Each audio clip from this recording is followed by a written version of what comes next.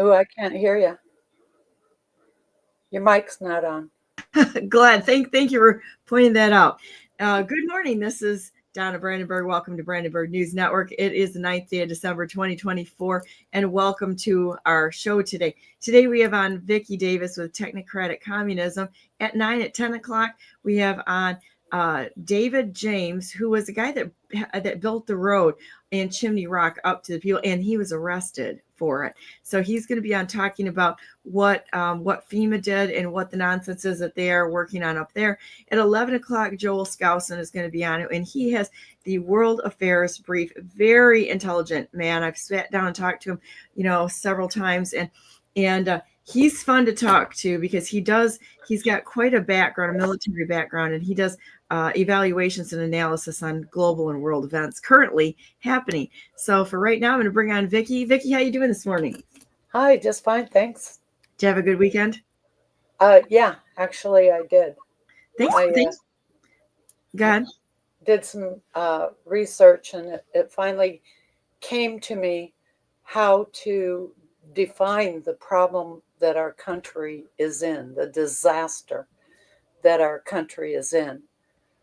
And I haven't really heard anybody describe it in this way, but in the 1960s, we were still in the industrial age, and then we moved into the information age. Most people aren't aware of that because they really didn't become familiar with computers until the late 80s, early 90s. I mean, they may have known that computers were out there, but they didn't know anything about them. And so, what our country, what I think that kicked off was like an age of enlightenment, just like in Scotland, the Scottish Enlightenment, which is when Adam Smith and David Hume, I think his name is. Anyway, it kicked off an intellectual firestorm in Scotland, and I think that's what happened at Berkeley in the 1960s. And of course, they got radical, but there were other people at Berkeley that were not radicals per se, and one of those was Richard Sander. Richard Sander was they call him the father of the commodities market, I believe. Okay. I have it somewhere, but okay, that period of time is when we went from the industrial era to the information era. And um, what Sanders did, he said it takes 20 years to develop a market. And what he defined in terms of a market was essentially to be able to build the economy for the information age while simultaneously destroying the industrial era economy. And I think it was to be able to raise money for companies in the new era. And what I call what he did is that he built the vapor market. So, um, and in the Chicago futures, now I may not be explaining this very well because I have really avoided getting involved with trying to understand the stock market or the commodities market. But what I do understand about the commodities market was that with derivatives and um, uh, hedge funds and all of that, they basically he basically set up a system whereby the trading could essentially destroy the old industrial economy. And it occurred to me that what I have been researching was the deregulation of the telecommunications system. Everybody knows your microphone, you weren't talking directly into. Can you try that again, please? okay. What I put together was the idea of deregulation of telecommunications, Ken Lay and the deregulation of natural gas, the deregulation of electric utilities, you know, allowing in feeds from renewable energy sources and so on. And then the uh, deregulation of the insurance market, deregulation of the commodities market, and deregulation of the stock market. And it seems to me that what they were doing was recreating the conditions that existed that led up to the 1929 stock market crash. There was irrational speculation going on about, whatever it was in the 1920s, which I assume was electricity and oil and, all of the heavy industrials. And so what Sander did was to design a market to be able to fund the information age. So you've got two things going on. You've got government throughout the 1980s deregulating the industrial economy. At the same time, Sander was starting his climate uh, climate exchange or carbon trading, which is really what I call vapor trading. They were speculating on the new economy, the internet. Now, they made the internet public, I think the year was 1991.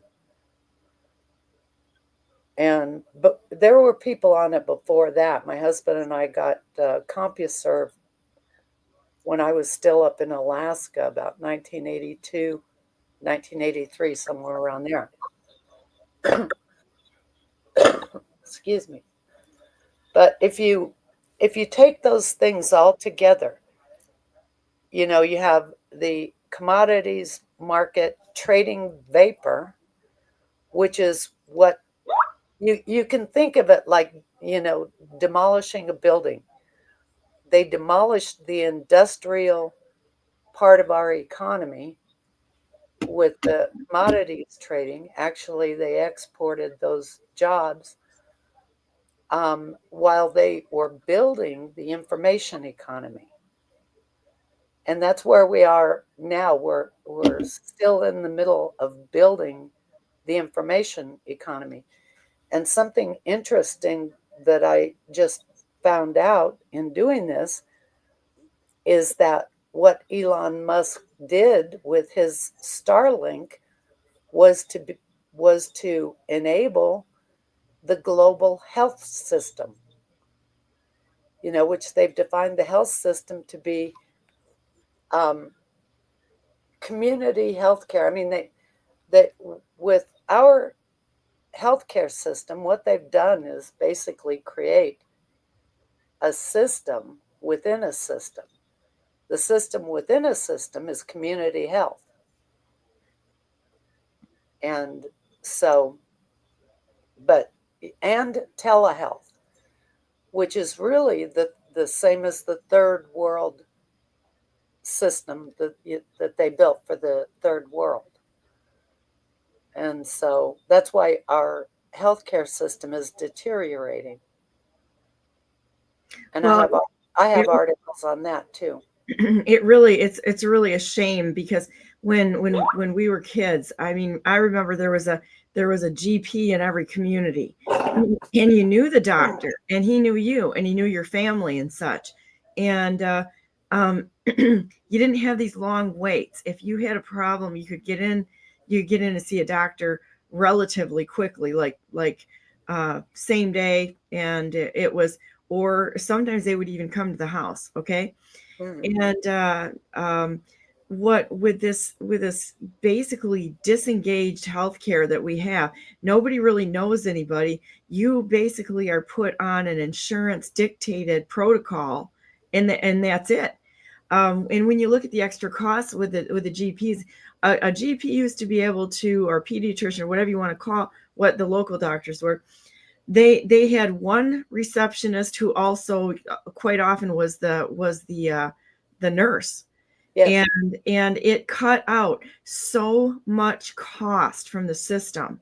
And and it's all driven by this nonsense malpractice, which has just got out of hand completely.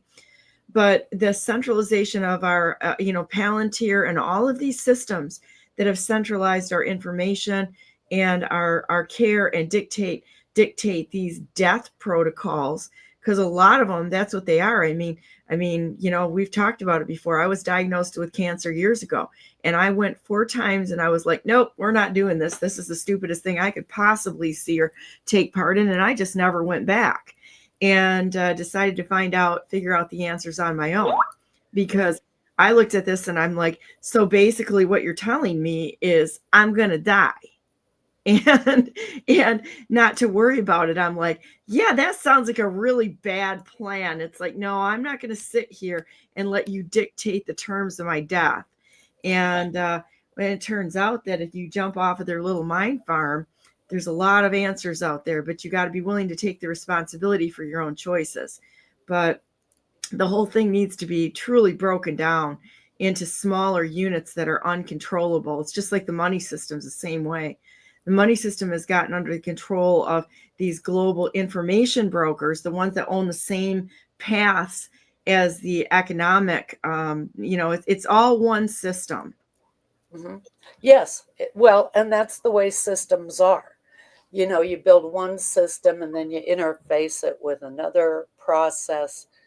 And that's how these big corporations operate so efficiently, where they've got thousands of employees and doing just a myriad of things. That's how they're able to do it, because their information systems coordinate it all. But that's what they did to our country. When it was actually George Herbert Walker Bush that kicked off the analysis on our healthcare system. He's the one that did health insurance reform, quote unquote, and kicked off a study of the healthcare system for nationalizing medical records, which, as far as I'm concerned, medical records are private. And for them to have come up with an idea to nationalize and make electronic medical records is a violation of the Hippocratic Oath, which was written in something like 4 BC. It's the oldest, basically, law or rule of medicine, is that you will not share with others what you learn from a patient. And they violated every tenet of that. And so it was George Herbert Walker Bush that kicked it off. And then when Clinton came into office, he instituted what they called New Federalism, which New Federalism was just putting a new face on fascism. It was the government partnering with corporations for the build out of the information systems on the internet. Now, people think, that the internet was so that they could, chat with their friend or send an email or something, because their first exposure to the internet was America Online. But behind that, there were universities and businesses that were using the internet, that started using the internet for communications processes. Okay, so they got the idea, oh, hey, we can, use the internet to basically reduce the size of government and It's all going to be so efficient. Well, efficiency is not a good thing if you are bringing together two systems that should not be together. Well, it's like security. It's the same thing. We're going to give you security. No, you're not. You're giving us all a prison. And let's be clear about that. They've used those terms to enslave and to put us all in their little prisons for years. Right, they've built a panopticon where Yeah. they can watch you every minute of the day. Did you see there was a video that came out this week about a gal? She was talking to a TSA person and they were trying to take a picture. And she goes, "Why do you need my picture?" He goes, "We can pull up anything on you." She goes, "What do you mean?" And he admitted to it, that they can see your entire record, your driver's license, your court, and that's TSA has access to that. And he said, he could do that. Bank accounts, I think they could pull up bank accounts. I think they could pull up anything because it was every single thing that is on you on the electronic footprint, they can pull up by a digital picture. So for those of us who don't care, because we got nothing to hide except for the fact that they could always plant stuff on you, which that's always in a digital space, you are always in danger of them setting you up. And they can do it. They can do it without your even knowing that they've gotten in to do it and they've gotten out to do it. So, I mean, we truly live in a jungle right now with predators all around us. But going back to this Bush problem, I am so tired of hearing this Republican Democrat fight going on right now because they're the same damn thing. Yes, they are. You're right. The Republicans were just as involved in funding and authorizing all of these intrusive systems. And it's fascism. It's just pure fascism is what we have as a government at this point. Well, and look at what Citizens United did to make corporations have the same status as a person. So now you got Citizens United that gives them, and my concern is that they're going to try to move this into a position where these corporations have a vote even in our elections. They kind of do because we don't even have a real election. They bought our government. They sure have. We don't have a government. They do. Yes. And they allow us by pigeonholing us and knowing what our behavior is to participate where we're useful to them. Mm-hmm.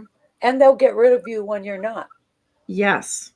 That was my thinking on the whole nationalization of medical records. And then when they finally did Obamacare, that plan, the design, was in place when Clinton came into office, but they called it Hillary Care. But the idea was to have the insurance companies manage the whole network for healthcare. They never intended to really provide healthcare for anybody except the vets and the military, but to have a universal system of insurance, which is a global system. Okay, so all along they've been building out these systems, they've been integrating them at the global level. And that's the significance of Elon Musk's Starlink, because what Starlink did was to provide internet connectivity everywhere, every place on Earth, including the deepest heart of Africa. So that they could hook up the global system of healthcare, which is community health centers. I don't know if people understand how Elon got his money. He didn't make his money. He was one of the contractors. He was a contractor, you bet. And he was selling those carbon credits. That's how he got his money. He's never made anything other than using government assets. Do you know how they get those carbon credits? They do it through the utility companies. I found that out when I was, I forget who I was researching, but all of these renewable energy sources, they generate carbon credits. And then they sell them. They don't use them, they sell them. Yes, yes. Now, in the research that I did, I found that Bill Gates, Warren Buffett, um, there were about, I don't know, 5 or 6 of them that that were getting these carbon credits. Um, Warren Buffett was involved in shutting down a coal-fired power plant in uh, Nevada. It was called the Moapa Power Plant or something like that. And you know, the question was, why would Warren Buffett buy a dead horse? You know, which is effectively what he was doing. Why would he buy a coal-fired plant that was dirty? Well, it's because then he could sell the credits for it when he shut it down. And so, you know, there's all kinds of this dirty stuff going on that people have no idea about. I just kind of stumbled into it because I was watching the Bundy situation going on in Nevada, and it had to do with a solar facility for the Chinese. Harry Reid was, you know, setting up a solar facility for the Chinese in southern Nevada, and they were going to relocate these damn turtles, you know, that their native territory was in the area where that solar farm was going to be. So these morons thought they were going to, you know, relocate these turtles. How come they can do it? The rest of us can't even think about such like stuff like that. You know, Well, you I mean, the have whole to, thing is back. The whole thing is wrong. Okay. yeah. Well, and they do things for one reason only, and they don't think about the consequences of what they're doing because they're not focused on the consequences. They just have their one mission. And it really gets psychotic. You know, the deeper you look into it, the more psychotic it gets. And so, you Well, I know, can tell you, like, even in the historic districts, Grand Rapids has the first national historic district in the United States. Okay, so in that regard, there's certain things that you have to do, which is the houses for a while there were completely falling down because they all had slate roofs on them, and they said you had to replace everything with light. Well, who's going to put a slate roof on something when it's more expensive than the entire building, right? right. So we really, really had a problem. So then they started relaxing the rules. But you can watch them in this. It's absolutely evident if you just watch them for a few minutes, right? Everybody else has to play by their rules. They get to tell you what you can do and what you can't do. And one of the dumbest things that I saw is one of my buildings. I wanted to do something to upgrade. There was somebody put these lick and stick rocks on. That's what I call them. And say like the 70s, they're ugly as heck. They weren't original. So I called the historic district and I said, can you come out and meet me out here and let me see what's what I'm not going to get fined for, basically. So this woman comes out and she shows me a picture of the building in, I think it was the 70s or something. It was farther back than that, before they put the lick and stick bricks or the stones on in the 70s. That's what I call them. Those are the fabricated ones. And I said, so can I do that? She goes, well, no, it's not original. And I said, then how the hell do you know what original is?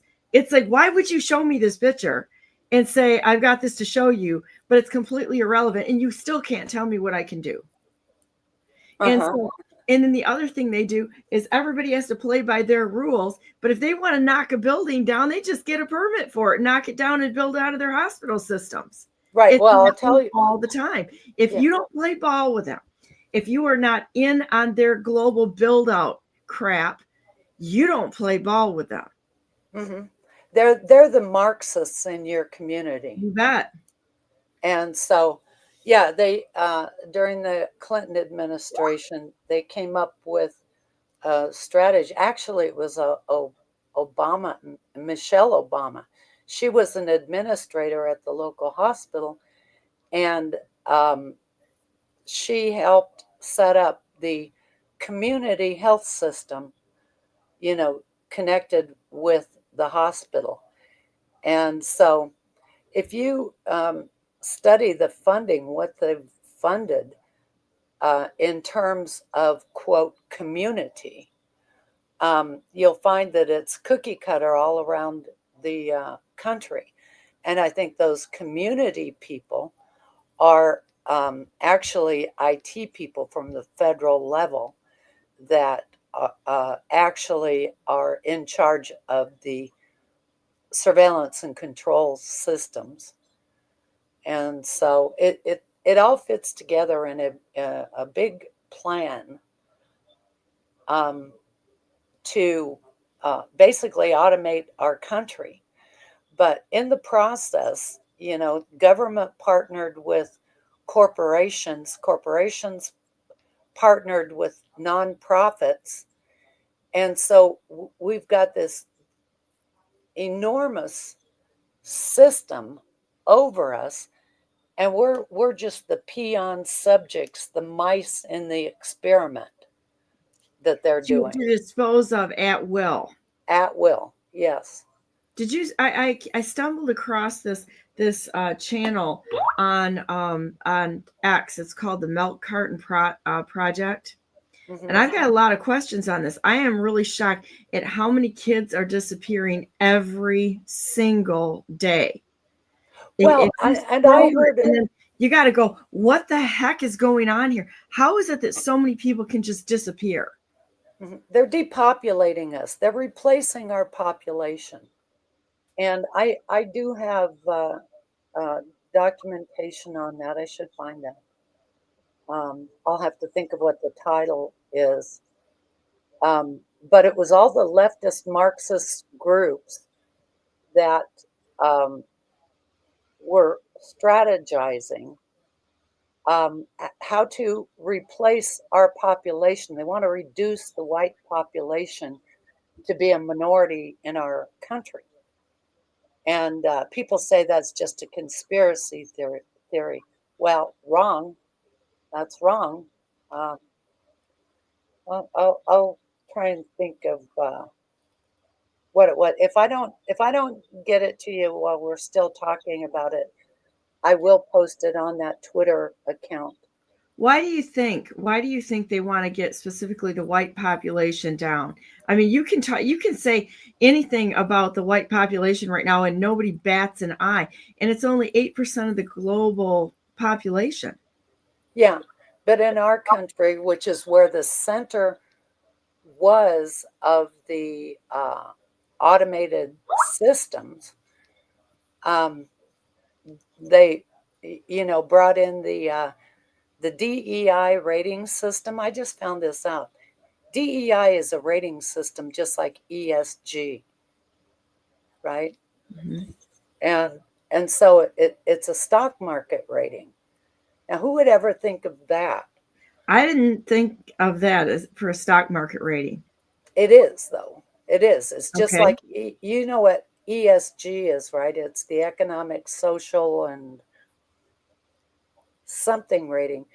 They brought in these non-financial ratings for the stock market, and basically it's part of the program to destroy our brick and mortar economy. It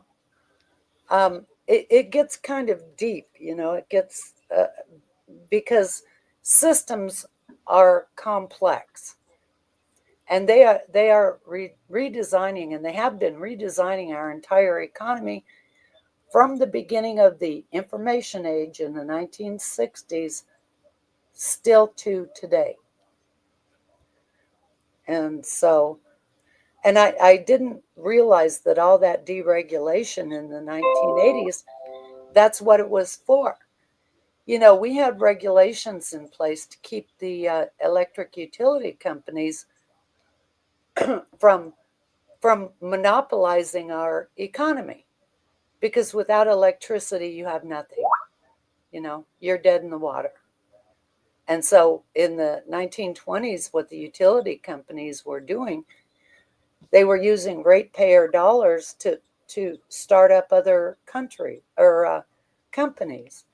and they were doing all kinds of corrupt practices. So when we had a functioning government, they actually stepped in and regulated the utilities.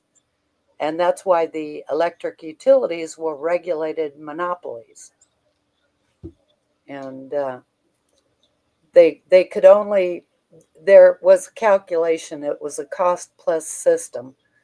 The utilities companies could, they had a calculation for the cost of their materials and the cost of installation and all of that, plus a profit margin.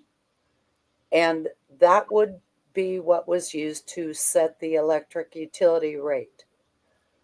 Well, when they deregulated that, the utility companies kind of went crazy. As a matter of fact, that's when I discovered it. There was a subprime loan area in Boise, or outside of Boise, Idaho.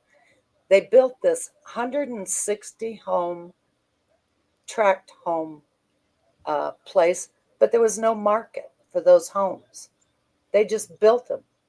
And then basically they were handing out loans to anybody, whether they could afford them or not. And most of them couldn't. So it became one of those subprime locations. And they keep talking about the housing shortage. We don't really have a housing shortage. If you look at the parasitic function of most of the building that's going on, they just leave everything that could be rehabilitated and they move on and they eat up more farmland. Quite honestly, I find that kind of be the development absolutely despicable, because they move on and they leave these other areas, and the tax advantage for them leaving those areas after it's depreciated out makes it more I don't know, appealing to just move on and let these things fall to pieces. And so there's a cycle there when you're in it, and you can see exactly what's happening. There's very few people that are into anything right now for the long term. It's all disposable. It's a disposable economy. The people are disposable, things are disposable and such. And it's really kind of sad. But I really, with that said, I don't be all doom and gloom here, because I really do think that things are going to turn around. But a lot of times it comes after a crash, where, because it's not just the government involved, it's the people who have followed this satanic system. We're all part of it to a certain degree, but the dependency on the system rather than living outside of it, being able to make your own money and do your own thing. I mean, realistically, the only way to win this game is not to play the game. Well, and it's possible. Yeah, most of the internet, those are not really businesses in the traditional sense. I'll tell you what, when I realized that was in the 1990s, when I was buying software, there were no software stores. The software was not in the stores. I found a company that was selling a software product that I wanted to buy. And so I did, but it turned out what they were actually doing, they had turned themselves into a storefront. And the shipping of it was actually by, what was it, DHL or... Anyway, they were just a front. And what they would do is pass the order on to this delivery company, DHS. Is that it? What are the brown trucks? UPS is brown trucks. UPS. Okay, well, they made a deal with UPS. And so they would get the order, they would tell UPS, and UPS would ship it. So it was really, I was buying it from UPS, but I didn't know it. I thought I was buying it from a small entrepreneurial business on the internet. And so was UPS just like us? Was it a storefront for UPS? Is that what you're saying? Yes, that's exactly what I'm saying. Huh.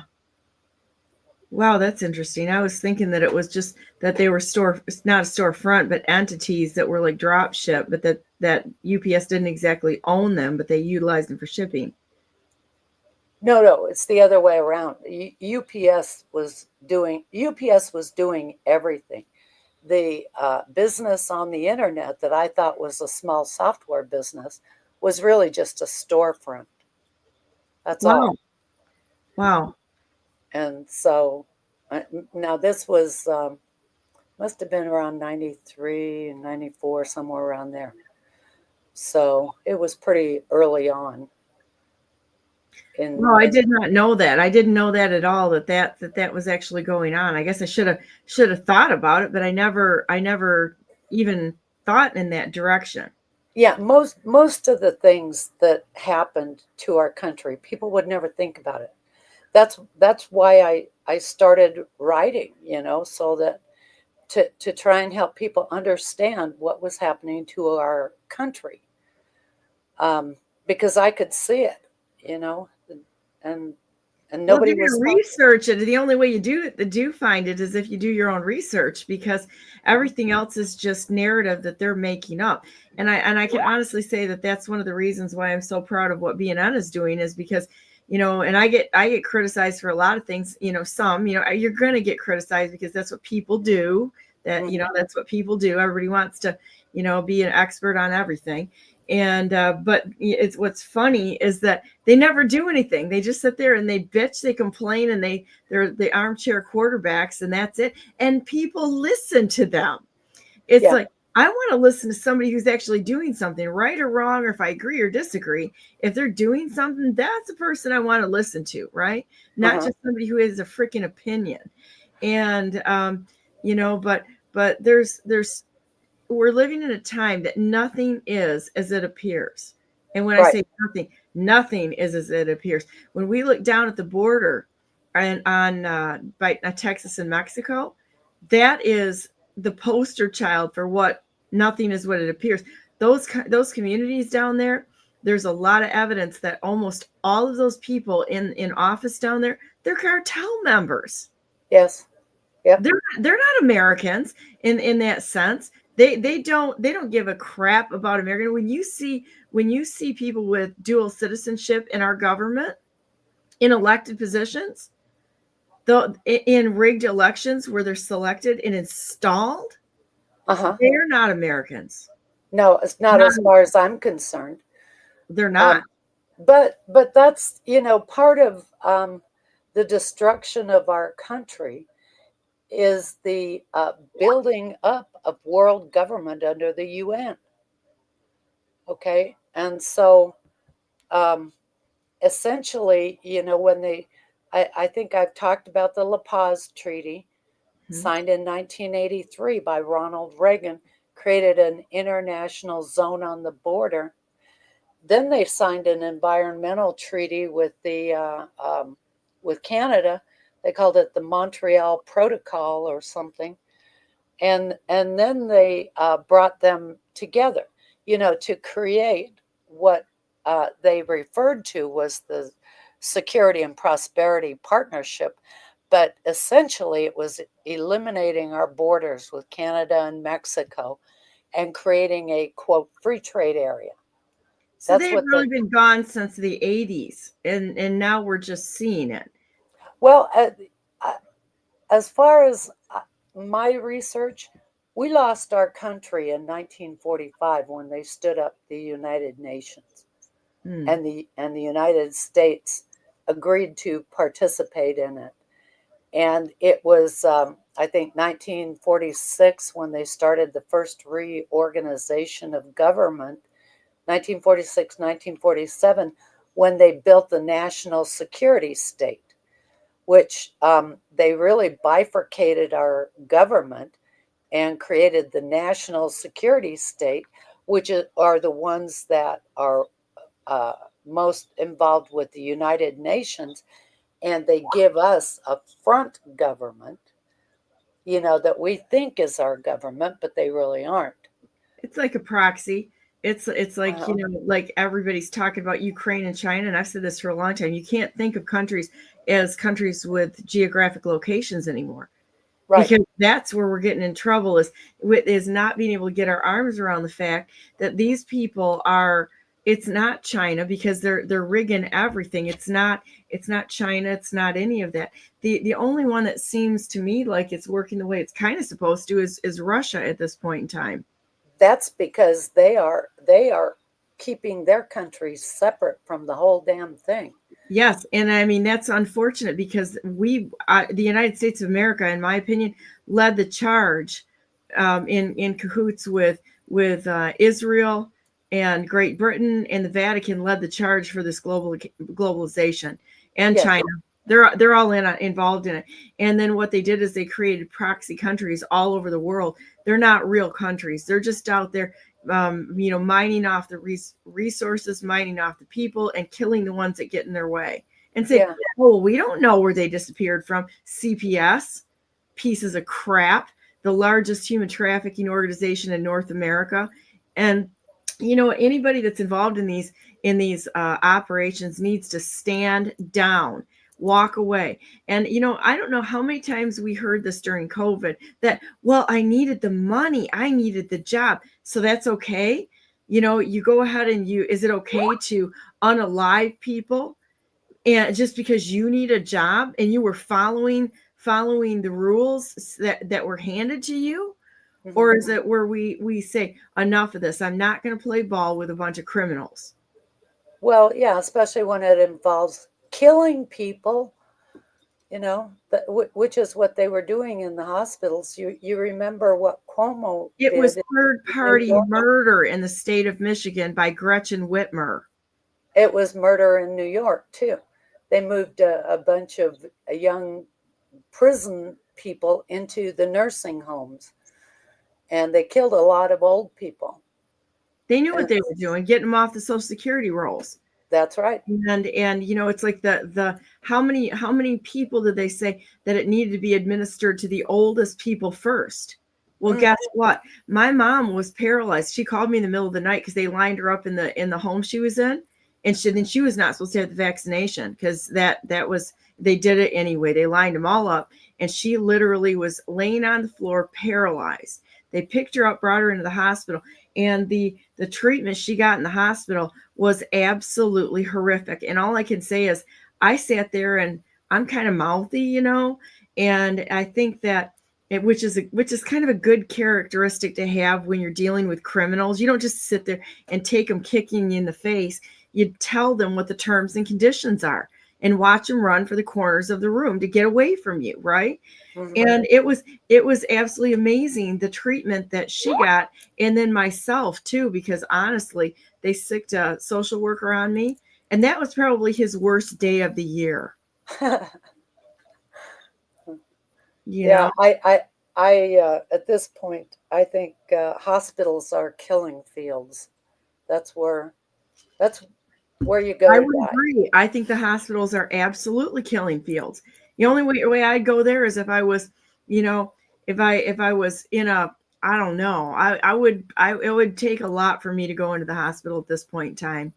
Mm-hmm. Probably unconscious. Yeah. But the moving into the information age, they destroyed our whole country. They've destroyed it.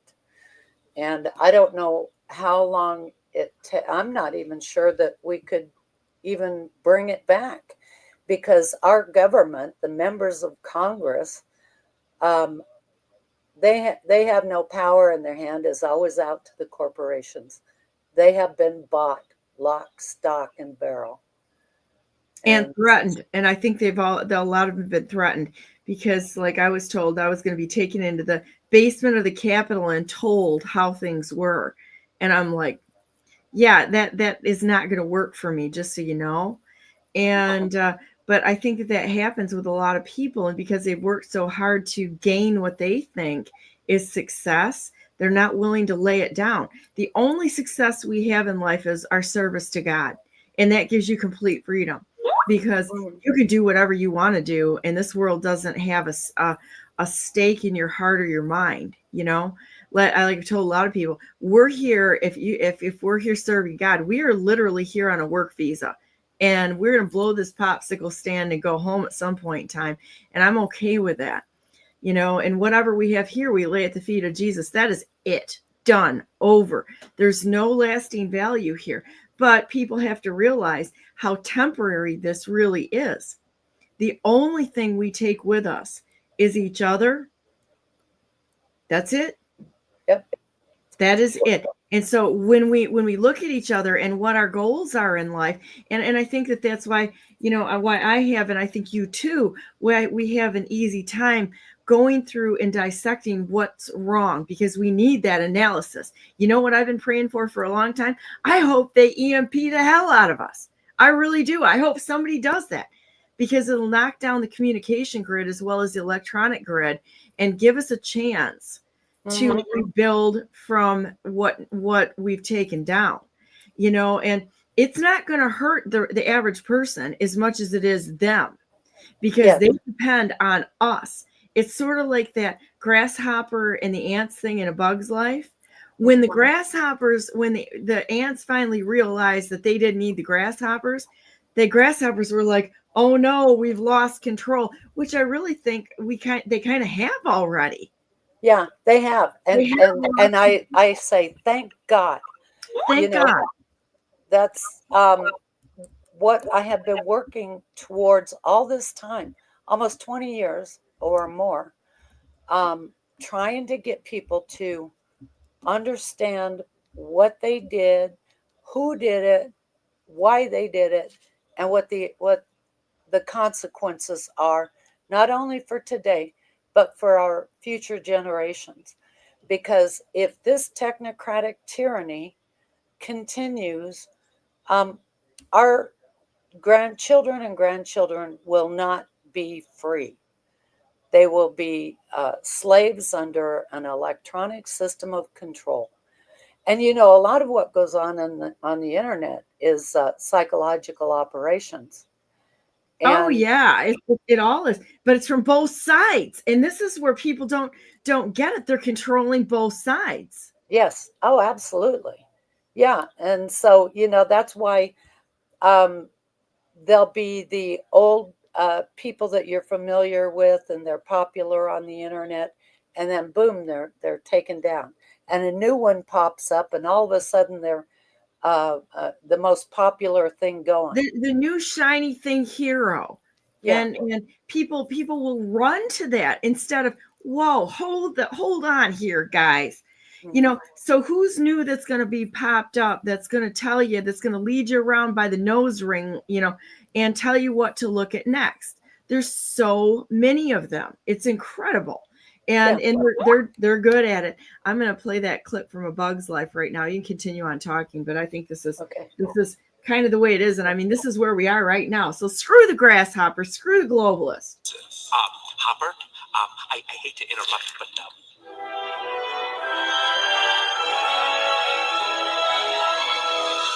you ants stay back.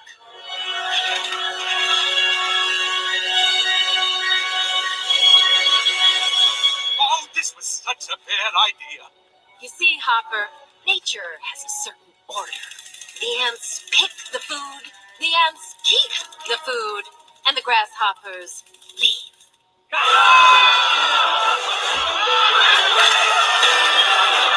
so proud of you, Flick. Where are you going? They're just ants.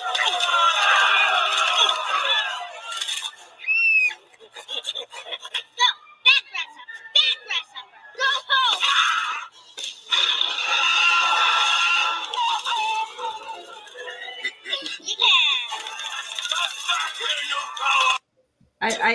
I absolutely love that clip. And the other one that I really love on that is when he puts his foot on the head of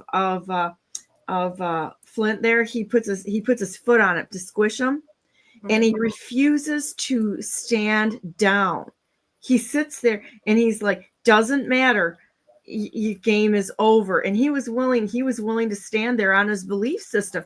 And quite honestly, I think we've had some really good people that have already done that. And I'm going to throw out a couple names: General Flynn, Admiral Rogers, and they get all kinds of pushback and kickback. And I'm going to tell you what, there's a lot of people that don't understand what General Flynn did. And I'm going to tell you, you don't get to the position where he is. And he's always the smartest guy in the room. I don't care who you're standing with. General Flynn is the smartest guy in the room. Don't be arrogant about it, because he just is. Okay. And you don't get to that position without being able to infiltrate the bad guys, rope them, gag them, and hand them their asses. And that's exactly what's going on. So when I see people criticizing these people like Admiral Rogers and General Flynn, who have the most bravest hearts of anyone I think I've ever seen on the planet, if people criticize them, I know I'm talking to a dumb guy right then and there, because they aren't smart enough to figure out what actually happened, or what was happening, or what is happening. Yeah. And well, both of them understand the technocratic tyranny, and they sure do. And they know what it's done to our country. And they're smart enough to get in there and not go, oh, hey, everybody, this is what we're going to do on the playground today, boys and girls, so that the bad guys know what's going on. They're going to get in there and watch us, not me. I'm not throwing stones at them. I think they're the greatest people that have ever probably lived in history. And it's like, they're going to go in there, and they're going to rope and gag them. They're going to drag them out. They're going to bait them. They're going to drag them out while half of the country's hating on them for what they're doing. And they're going to do it without any regrets, unwavering, and with honor and with dignity, not because they ever wanted anybody to say, wow, how great these people. They would have done it without anybody ever recognizing them. That's a hero. And we have modern day heroes who live here, and we got a lot of stupid people that are throwing rocks at them. Well, they're the ones that are trying to save us. Yeah. Well, they're the ones that are probably making money off of the system. Criticizing them. There are a lot of tools out there, people that are tools. Oh yeah, and they're making money off of throwing daggers, because of course the bad guys are going to pay them for going after and being the attack on the heroes that are set to save us. It's like I sat there and I watched I was at something this weekend, and somebody said, oh, Garrett Soldano should have been governor of the state of Michigan. Garrett Soldano was on a broadcast with Scott McMahon, and they were absolutely going after General Flynn like there was no tomorrow. Great. Fantastic. That is exactly what I want to know, is who is going after the people, and who are smart enough to know what's going on, number one. And number two, who are probably part of the problem. Mm-hmm. And it's like, of course they're going to go after them. It's like, and then those people that refuse to actually stand with somebody who's actually trying to save the nation, or who are smart enough to know who's actually doing it, it's like, get out of the way and let the adults solve the damn problem. Yeah. You know what you should watch? I watched last night is a hearing on the VA health system. And those people who testified to Congress on the VA system, they are tools. They've been bought by somebody. Somebody's paying these people. Mm-hmm. And members of Congress are really frustrated because of the incompetence of these people that are leading the VA. And incompetence for VA is like an understatement of the century. That whole system is such a convoluted mess. They don't even know what they have. It's sort of like our government. It got so big and so out of control that nobody knows how this is going. There's no org charts. There's nothing like that. They pass things back and forth to obfuscate things, and they write rules and such in order to get around what's actually happening. And the only way to build a clean house, in my opinion, is to go back to the Declaration of Independence and look at this unlawful. godless system that they made, including the nonsense that's going on with FEMA down there everywhere, the land grabs with DNR, Eagle, and all of them. Every single one of these people need to be tried for treason. And that comes with a short drop, sudden stop. They're murderers, they're cheats, they're thieves. And we're putting up with this stuff. Unbelievable to me. Do you remember a few years ago? I forget how many years ago, but there was a problem at the VA. They had a IT manager who had implemented a system that was essentially a productivity system for the doctors. I got to plug They set up like a doctor could meet with a patient for like 5 minutes. And if they couldn't keep up with the pace, the assembly line pace, then they got fined, or I don't know what was the punishment. I don't remember. But I mean that was just absolutely cruel, because some patients might need 5 minutes, another patient might need 15 minutes. If they're having a hard time. Because we are talking about veterans, and our country was at war for like 20 years. Was that war for the United States? No, it was war for the United Nations. And the contractors that have jumped on the pay wagon with them for trading out people's lives for money. Mm-hmm. Yeah, it is. Yeah. Well, the whole thing, I was thinking about it. And there has not been one war that the United States has fought in since the end of World War II that has been for the United States. It's been for the United Nations. And when you talk to your representatives and say, we got to cut out this foreign aid, they'll tell you, oh, it's only 1 or 2% of the budget. Oh, well, yeah, crap to that, right? Yeah, if you count the wars, the injuries to people's lives, what we have to do for the veterans, for the wars that were for the United Nations, not for America. And for just killing people. These people are satanic, sadistic pieces of crap. And I think the really sad thing is, and when you go to watch, say, like the little narrative of, oh, the Republicans are good, the Democrats are bad, Democrats are good, Republicans are good. Sorry, people, neither one of them are fighting for us. And that's just the way it is. It's a uniparty based on protecting the global structure of thievery and death, this death cult that's going on. And that's all we have. And so I just, I love talking with you about this too, because you and I are on the same page with this. Of course, you always like to talk with somebody you agree with, but we've got the receipts to back up what we're saying. It's not just opinion. It's actually the receipts. And when you go back and you look at all these treaties and how they set this up, with, you can't look at this and say, the Republicans are good, and look back at exactly what the Republicans have been doing, even in this last period of time. Look at how this thing was handled with J6 and such. President Trump was a seated president at the time that they attacked a seated president. And not one person in Congress stood up throwing an absolute tizzy fit about this and saying, you know what, it's time to clean frickin' house. The first ones to go are going to be Mayorkas, Pence, and all of these people that are tied in together. No. We got to point out the Democrats and Democrats and Democrats. So we got somebody to hate, so that we can't sit there and look at who was playing the other side of the same uniparty bird. It's nonsense. And see it.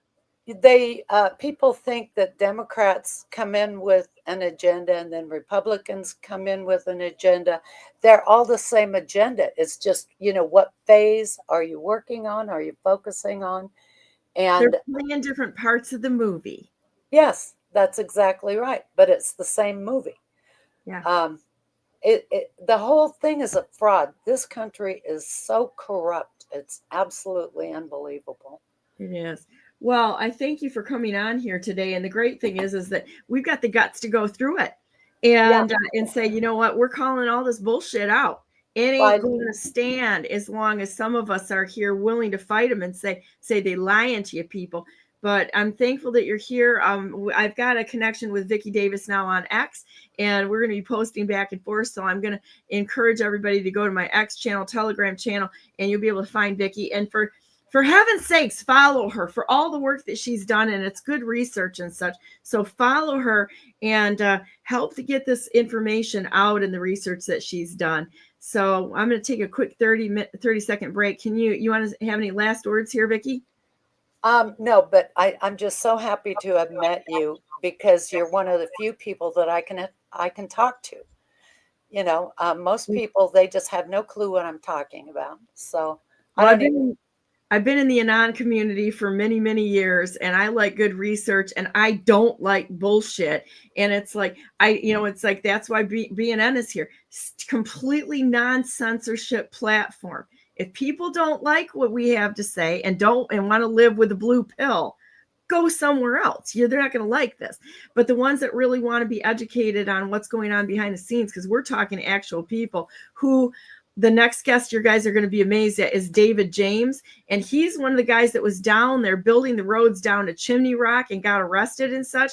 And I'm going to tell you what, we're going to go to the people, not the pundits, not the people that are creating the fake stream narrative, but the people to get the truth out there, because people's lives are in jeopardy because we're following frauds.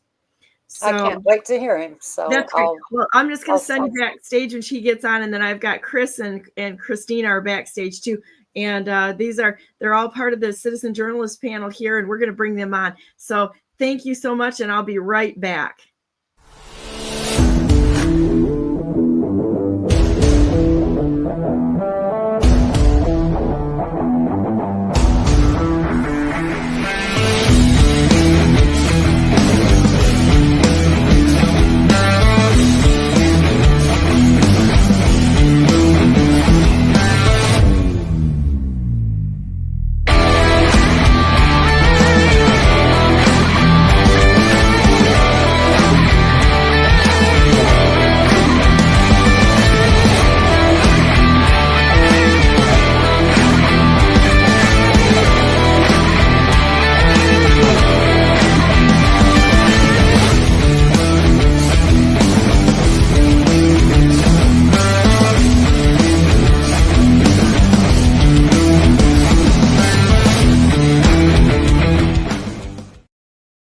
Good morning and welcome to the second hour of Brandenburg News Network. I am Donna Brandenburg. It is the 9th day of December 2024, and we're going to jump right in. I'm kind of excited to talk to David.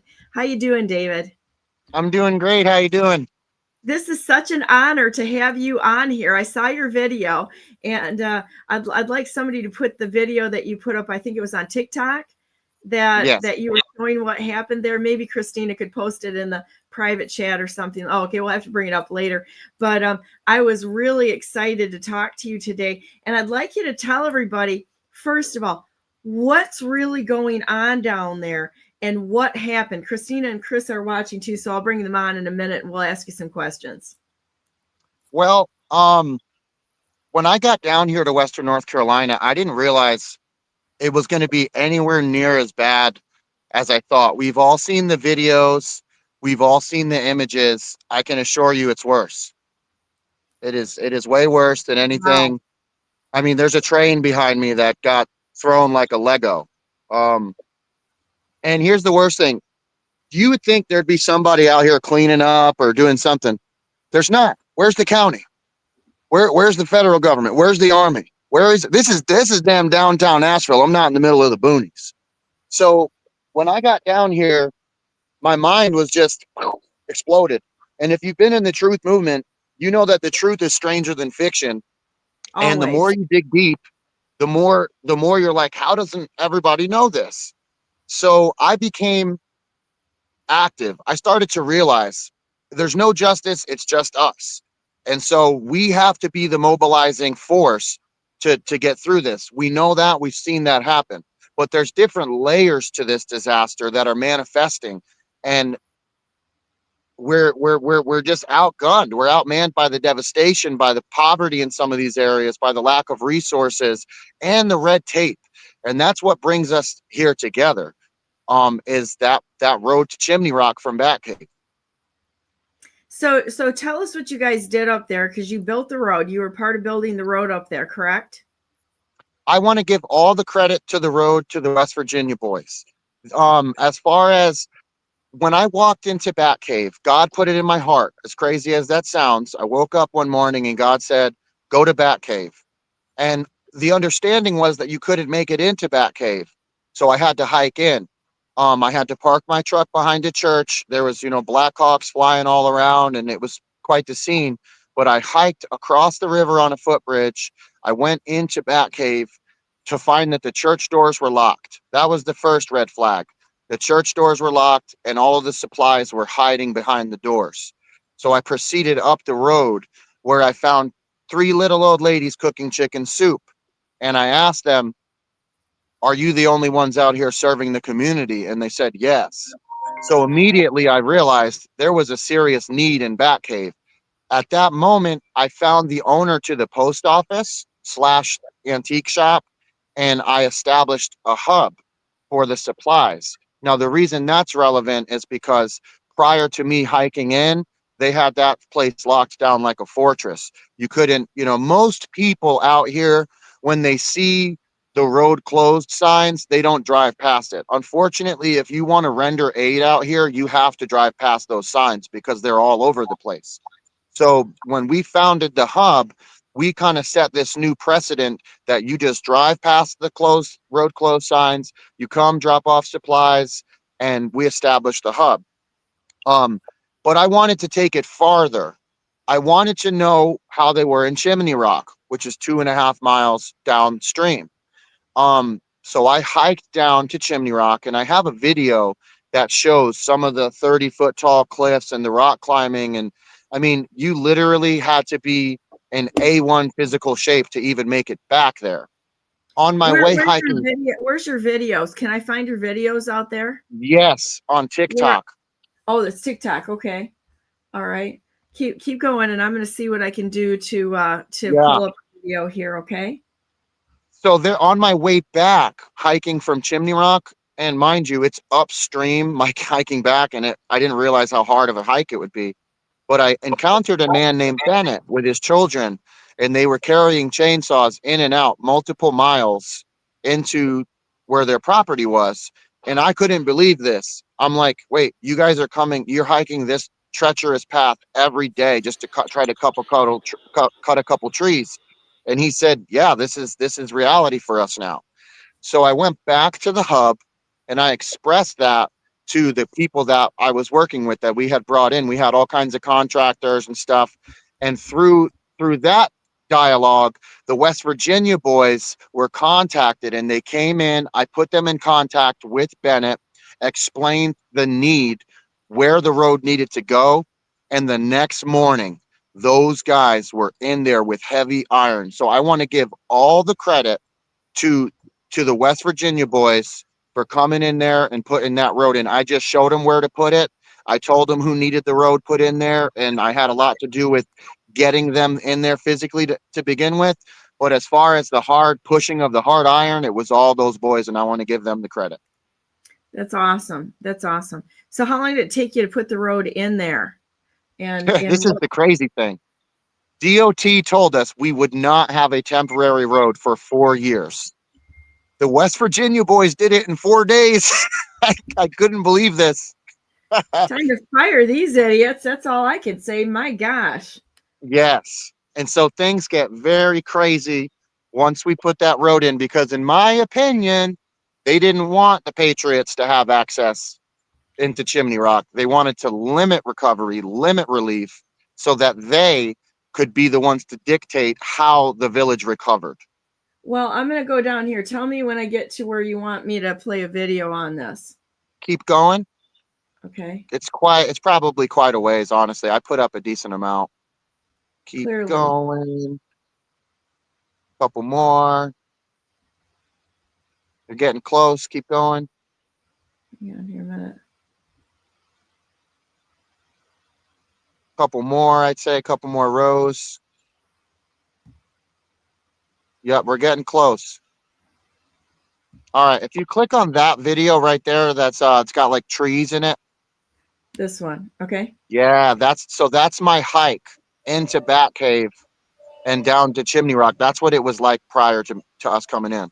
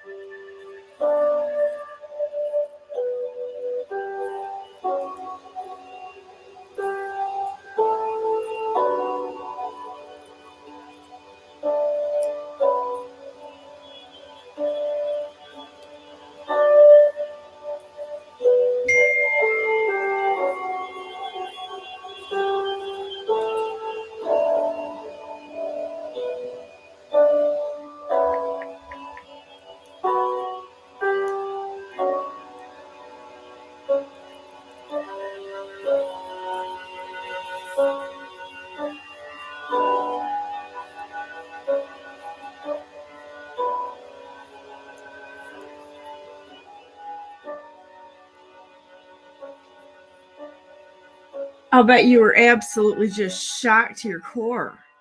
Yeah, even every time I watch this, it gets me a little emotional because there's stuff back there that I experienced that I can never.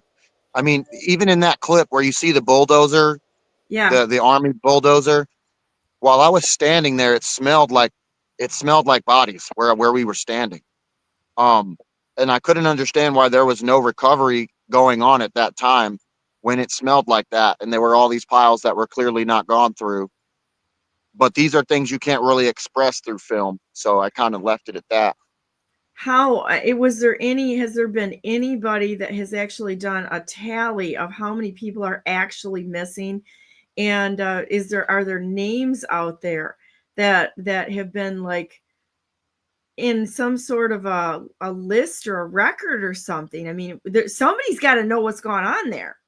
Yes, so there's a list that was formed by the community, and you have to remember there's a lot of homeless encampments that were low down by the river.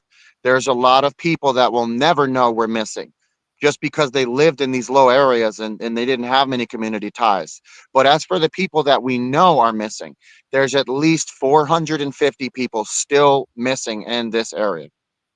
How many people are they estimating? Those are missing, but how many are they estimating actually? Because I've heard a million different versions of how many people are actually lost their lives. How many people actually lost their lives? Is there an estimate? I have always tried to remain very conservative with these numbers because I'm not the kind of person to be an alarmist. But this is what I will tell you. When I came down here, I was told it's about 100 people. That was the official story. But then I started to work with people, like my friends Leo and Tessa up on the Nullichucky. They had 10 bodies in front of their house, including that of a 5-year-old. I've spoke to Wow. other individuals who had 3 or 4, the Craig family, all of them killed by a mudslide, only few people remaining. I So got to the show more you that something. All of my Rumble channels just went down. wow. And so my profile is not loading. And this is on Rumble. And it's not allowing me to let's see what happens here if I can get it back. But that's both Rumble channels went down. That's what I've been dealing with. A lot of This that is stuff. nuts. And then it said no videos here. Now they're back up again. But it's like this is crazy. So anyhow, keep going. Remember, guys, Yeah, Brand so News Network is the only one that's consistently that we can keep up, even though we're there. so when you're on the ground here for a long enough time and you're forming personal relationships with these people, you're restoring their properties, you're grading their roads, And you see the tears in their eyes when they tell you we had 10 bodies out on the river and we couldn't get anyone to come take them, and our house filled up with black flies. Those people have no reason to lie. And I highly doubt that one of the people I helped had 10% of all Helene victims in their front yard. Um, Another gentleman I met yesterday, I actually did a story on his daughter, how she passed away, unfortunately, and how she, I try to humanize the victims so we realize these were people with families and dreams and everything. And so my point I'm trying to make, if you stay here long enough, you'll realize there is no way in hell that it's only 100 or 200 people. The dead are in the thousands. If I had to say a conservative number, it's at least 3,000 people dead. There's no doubt in my mind, and I'm willing to die on that hill, because they're finding body parts. You have to understand, this was not a normal flood event. When you think of a flood, you think of water that's raising and moving somewhat slowly. But you're not accounting for the fact that we're on serious grades here in the mountains, and those grades drop for 100 miles. So that water is being channeled into condensed areas and valleys. So it's being congested into one small narrow area where it rises 70 feet, creates a tsunami of water and debris, and it goes 40, 50 miles an hour. So imagine the pieces of the bridges, the cars, the lawnmowers, the trees. This became a liquid blender. So anybody who ended up in that water was disintegrated. We're not finding whole bodies. We're finding bits of thighs and pieces of people's leg and a shoe with a foot in it. They're not finding whole bodies. And so it's extremely difficult to give a precise count on the dead because they can barely identify which part came from which person. This is shocking. What so let's put a human part to it. How did this, you were talking about a guy whose daughter passed away. Yeah, Michelle Quintero is her name. What happened? Well, I was at the Burnsville hub at Roses originally, and we got a work call, for me to go down and clear a culvert for an old man. And I got there, and the culvert somehow uncleared itself from the rainwaters, I guess.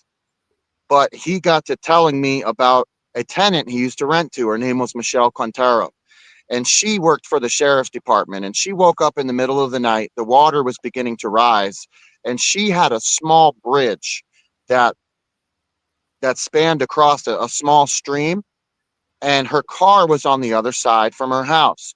So she attempted to cross this bridge. And these streams that were 6 inches deep, they turned into raging Mississippi rivers. And I'm not exaggerating. I mean, if you could see what a little stream turned into, you'd say, I don't know if this was even natural, and I know that's a crazy place to go with this, but the facts No, are the that's a facts. good place to go with that, because I think there's a lot of us out there that believe that there was too many weird things that happened with The locals don't believe it. I don't The believe locals it don't at believe all. it. I don't So believe it at all. she went to go cross this bridge to get to her car, and unfortunately the bridge gave way as she went onto it. So she got dragged down into the water with all the debris and the fast velocities. There was a barbed wire cattle fence that some farmer had put up that crossed the span of the stream, and she washed down into the barbed wire, and it was just, you know, holding her in. So a neighbor had heard her screaming in the middle of the night and ran out to try to grab her, and he's pulling on her, trying to get her out of the water, and her clothes are ripping off of her. He can't get a good hold on her. But then a big old log came and smacked him in the back and knocked the wind out of him. So he had to let her go. And they later found her downstream deceased. Oh, I'm so sorry. I mean, what a horrible situation. Just such a terrible situation. And then I met her father yesterday. So I did a story on Michelle. And then ironically, some guy pulled up to my camper yesterday to ask for help. And he started talking about Michelle Quintero. And I'm like, this is ironic. It's weird how God works sometimes. So that was the guy that tried to pull her off the barbed wire? No, this was her father. I'm sorry. Oh, her Her father. Just in some weird chance, I ended up meeting Michelle's father yesterday. And it's just a very weird, ironic circumstance. Wow, that's amazing. Well, everybody, I think this whole thing has rocked America to its core. And nobody knows what to do at this point in time, or what to think, or how to help. It's crazy, but you guys built this road, and then they also put a gate across the road, correct? Yes. So I'm gonna I'm gonna try to make this as cohesive as possible because reality is very complex and there's a lot to it. But once the road was installed, the town administrator from Chimney Rock, who in my opinion is a corrupt official, he came down the road to Batcave and began harassing us and asked us by what authority we were sanctioned to install this road. And I told him the Lord granted us authority. That's the only authority we the people need. And he wasn't happy about that. And I recorded him telling us he didn't want help from volunteers. They had it under control, even though they didn't. And I posted that video of the councilman. And so once I posted the video of the councilman, Stephen Duncan, it seemed like things kind of went to crap for me. And a huge character assassination campaign began, to the point where even people who were working with me started to bend the knee out of fear of the political pressures. I can And like, only you know what I imagine. mean? It was honestly, it was like a Christ-like moment for me because I was being betrayed by people that I trusted and respected, and they were bending the knee out of fear to these elitists in Chimney Rock, because really the problem was my camera. I was showing the incompetence of the government with my camera. I was showing the power of the American people when they come together with my camera. So it was decided I needed to go. And so I was trespassed from the hub right after the road was installed under false pretenses and false accusations made against me by the Henderson County Sheriff's Office. And then Now, what once I happened? left, so this is what happened. Once they got me to leave, that's when they put the damn gate up. See, they never would have tried that when I was there because they know I would have parked my truck right in the middle of the road in an act of peaceful civil disobedience and would have made it impossible for them to put the gate up. But they wanted me out of there because they knew I would rally the troops. I would bring awareness to it. Once they got me to leave Batcave and turned my own volunteer hub against me, and mind you, you'll talk to people there and they don't want to talk about the facts because they've all been, you know how this cancel culture thing works. You know what I'm saying? Like, people start backing away, distancing themselves because they're only a patriot when it glorifies them in an easy way. Once it's hard Oh, to no stand for what's kidding. right, they're out the door. Now you're the bad guy, you know? So they put up this gate. Once I was no longer in the area, and they now claim that I cut the gate down with a chainsaw. And Okay. so I heard that they were looking for me with the allegations that I cut the gate down. And I turned myself in because if I'm the kind of person, like, I don't want you showing up to my house where my family is at 2 a.m. kicking my door in like they love to do to me. So I went down to the Henderson County Sheriff's peacefully, and sure enough, there was a warrant for my arrest. And the charge was, this is another lie they told. They said I got a traffic ticket. It's not true. Last time I checked, they don't bring you into intake and process you for a traffic ticket. But there is a statute. It's for driving on an unopened or closed highway. If you dig deep into the statute, it includes removing barriers or obstructions in order to occupy said unopened highway, which is likely how they're going to prosecute this against me. Wow. This is outrageous. But they think they can do anything that they want. I'm trying to open that list up. Melissa posted the list for missing persons, and it says, sorry, the file you've requested does not exist and will not open on Google Drive, which is crazy. So we're gonna have to. I'll try to get this on my Telegram channel and see if you can give me a Telegram link, Melissa. I'll put that up. Okay. Check text. Okay, hang on a minute. This is incredible. So what's the status now? Well, What are you doing right now? let me jump back into the gate a little bit more, if you Okay. don't mind. No, you're right. You're driving the bus here. You telling me where you want to go. I'm just giving you a place to talk. Originally, when I was still at the hub, the sheriff's department came down. They had full tactical gear. They had their long rifles, all of it. They came down at about 10 p.m. at night when we were all winding down. And they were asking, where are the West Virginia boys? And we were saying, why? What are you looking for them for? The sheriff's office said, well, they've been threatening property owners to allow them to encroach on their property to make the road. And all of us rolled our eyes and scoffed because we knew there's no way. These are very respectful gentlemen. They're very hardworking men. They're not law breaking vigilantes. If anyone's a rebel, it's me. And I understand why they have kind of distanced themselves from me because they don't want their company name to look bad and all that. And I understand that. But if any, the police came down and said they were threatening people. So we were all like, what's the angle here, right? Well, once they got me to be removed, the propaganda began swirling. Oh, the West Virginia boys illegally cut the road through multiple private properties, and the property owners complained. And a lot of Oh, us they had, like to use like random people and say, no, there's all these complaints out there. It's all bullshit. it's bullshit. I It's think the all people that bullshit. complain were the government. I That's think they right. complained. And you know how I can prove it? And that's why the sheriff doesn't want to have, I guarantee you, he's not going to want to have this sit down with me because he's going to be made to look like the crony he is. But, so they start saying, we put up the gate at the request of private property owners, and David cut down a private property gate. So I was like, bullshit. You know what I mean? That gate wasn't. Firstly, if you look at where the gate is, it's not on private property. It's actually in the easement where the original road was. So there's your first red flag. If you look on GPS, that gate is in the road where the road used to be. But You I know, and started then looking. if you're like out there trying to save people, who in their right mind would say, no, you can't help? The government would, but I mean, you know what I mean? Well, that's my point. Is like if if it was a private property owner, how is it now that tax dollars are being spent to put up a gate to protect private property? How is that make so you're damned if you do and you're damned if you don't. If you put up a gate to block private property, I want to know why our tax dollars are being spent for that. If in fact it was a public road and we didn't encroach on any private property, I want to know why yes, FEMA paid for the gates, and that's a big lie.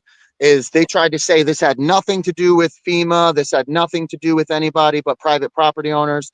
And in a November 19th Chimney Rock Council meeting, Town Administrator Stephen Duncan, quote, I was really excited to hear that FEMA would pay for gates and security. So FEMA has money to allocate to Chimney Rock to pay for gates to block private property. I'm not understanding. And if it isn't private property, FEMA has money to pay for gates and security, but not to help the recovery process. They're damned regardless. And that's why they're trying so desperately hard to assassinate my character because they know I've got them dead to rights. They want to shut you up, don't they? Big time. Oh yeah, I mean, and look, I'm not a perfect person, so they're going to dragnet my entire life and try to make me look unappealing as possible. But judge a tree by its fruits. Here's the interesting thing: in the Chimney Rock meeting, the amount for the security contract through Apex Security of Hendersonville, North Carolina, is for $288,000. It includes 2 armed guards equipped with night vision and ATVs who are going to be at these gates. And yes, FEMA, despite what the sheriff said, FEMA wanted the gate up. DOT went ahead and put it up. And then Chimney Rock was reimbursed the advanced funds for the gate and the security contract. So FEMA has $288,000 that they can spend on gates, guns, and guards, but they can't reimburse or pay the $750 to 384 residents who could have used those same funds for those funds. That's not a problem to the sheriff, apparently. Outrageous. Well, they're all bought and paid for, in my opinion. Anybody who's in office right now is just that's part of this nonsense, or else they would be jumping up and down screaming. This goes right back to the Congress. Congress hasn't said boo when things go wrong. There's a couple of them. Matt Gaetz does a pretty good job, and Massey, but those are the only ones that I've seen actually step out. But people are not seeing this. Let's look at another video here. Tell me which one you want me to go to. I'm gonna scroll up here and clue me in on if we get to the gate or the one you did with the gate or anything else you want me to click on. Okay, keep on going. Yeah, you know what? Go up to the top of my pinned stuff. There's a good one you can watch on the pinned, the very top of the profile. It's that one with all the writing where they were pretty savage. They came at me. They actually made me laugh a few times. Yeah, the one on the Mr. Phillips, David James Phillips, had been traveling in an area that he was unauthorized to travel in. We ended up taking charges against Mr. Phillips. Mr. Phillips turned himself in. He was served for those charges. He's out now raising money for his defense. But in any case, the truth of the matter is that FEMA has nothing to do with this. Can you guys hear the sound is low in this?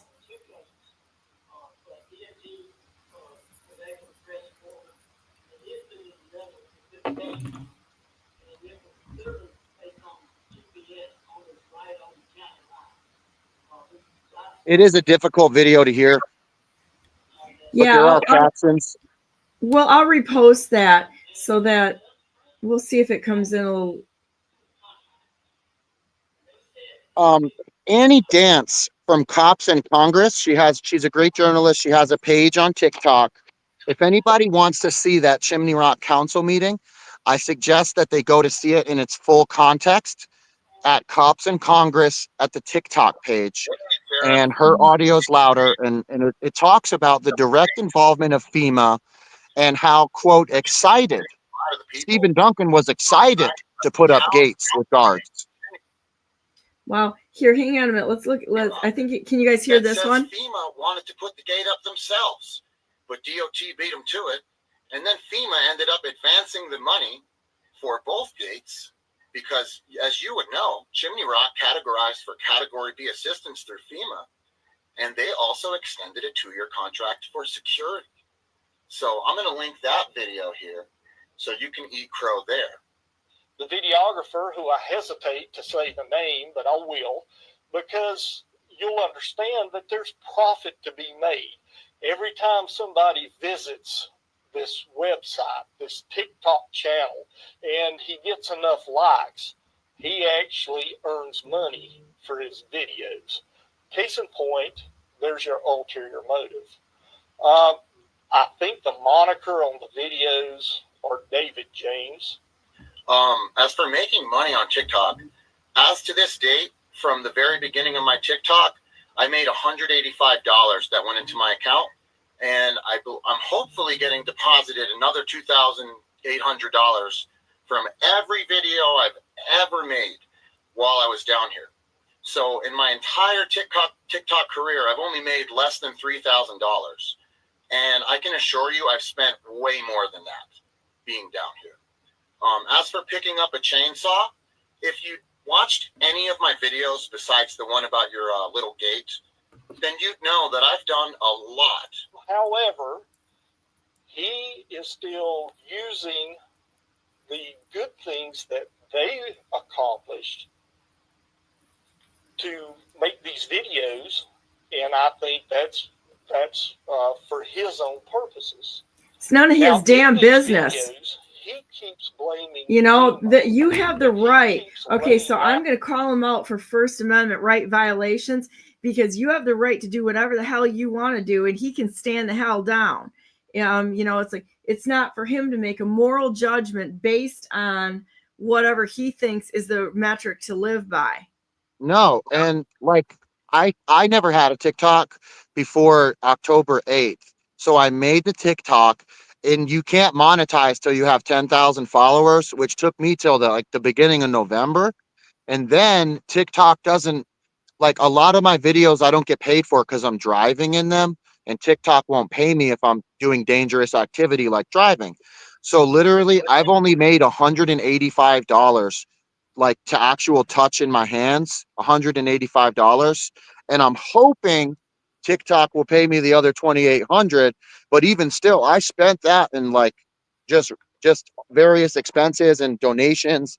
Like, I'm in the hole. So for him to Well, even act like, that's stupid. It's it's ridiculous. not a core issue, though. He's gotten people into the weeds on, oh no, this guy made money from these TikTok videos while he was there. And the core issue is that he doesn't have the right to dictate what you want to talk about or what you're putting out there. Because first of all, freedom of the press, and it looks like you're functioning as the press more than anything.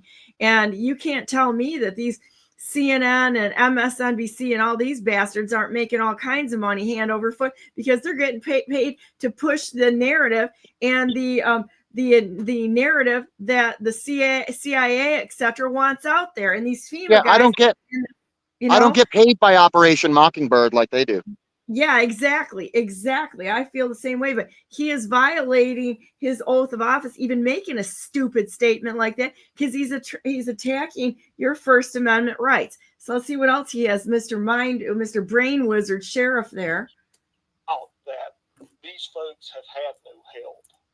I will tell you this entire county, with the devastation that it suffered, there were a lot of folks that for the first couple of days had to be kind of self-sufficient, but they're tough. They're mountain people. They were.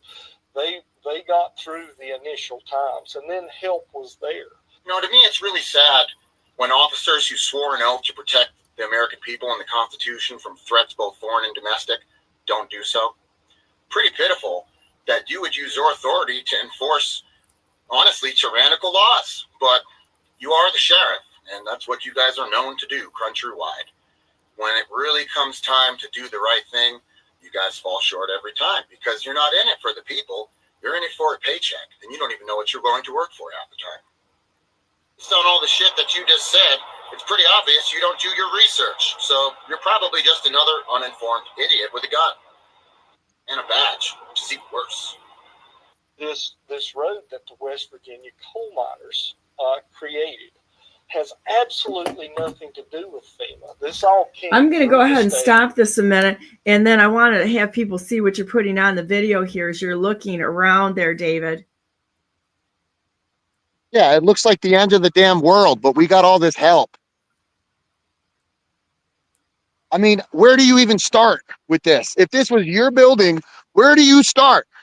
You get no insurance, FEMA ain't doing shit, and then you got the sheriff department saying you've been helped.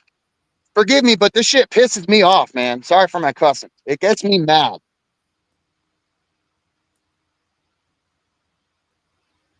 Where's the help? I don't see it. Am I blind? I'm in downtown Asheville. Where's the help? Some boys right there got some excavators. Guaranteed that's just citizens. Y'all still there? Yep, we're still here. We're just watching. I mean, dude. What in the world is this? Have you ever seen anything like this from a little bitty river? No. Well, clearly it's not done yet, but I'm still going back to the violations of First Amendment rights and granting access to something like this. If somebody's there for help, now if they're there for bad purposes, that's one thing. But for people that are there to help, it is shocking. Hey, how's it going, brother? One sec, I'm on a podcast right now. Checking out, showing everybody how we don't have much help out here and how the local government's been claiming that we got all the help in the world. Bunch of bullshit. Do you mind going on camera and telling these folks, a lot of people watching right now, what do you think about the help we've gotten down here? We ain't got no help. Meal. Who's been helping? Residents people. And people around the Me and United you. States, man. What do you think about Henderson County Sheriff saying that we're all liars and disinformation agents and that FEMA's been helping everybody? He's got these information. He's not making That's bullshit. I'm from Florida. I come up here to help. Well, God, you know what? You're a patriot. I love you guys. I'm from Maine. Maine. It's a pleasure to meet Yeah, you man. boys, man. Yep. Y'all need any help with anything? Now, I got a buddy of mine, got all the dump trucks back there. He lost everything. They ain't done shit for They him. ain't done shit for him. Well, where do you even start? Like, where do you start? It's so Like these overwhelming. people here. It's been there for over 2 months. Yeah. And they ain't done nothing. Nothing. This place done nothing. They don't even give us places to bring the debris.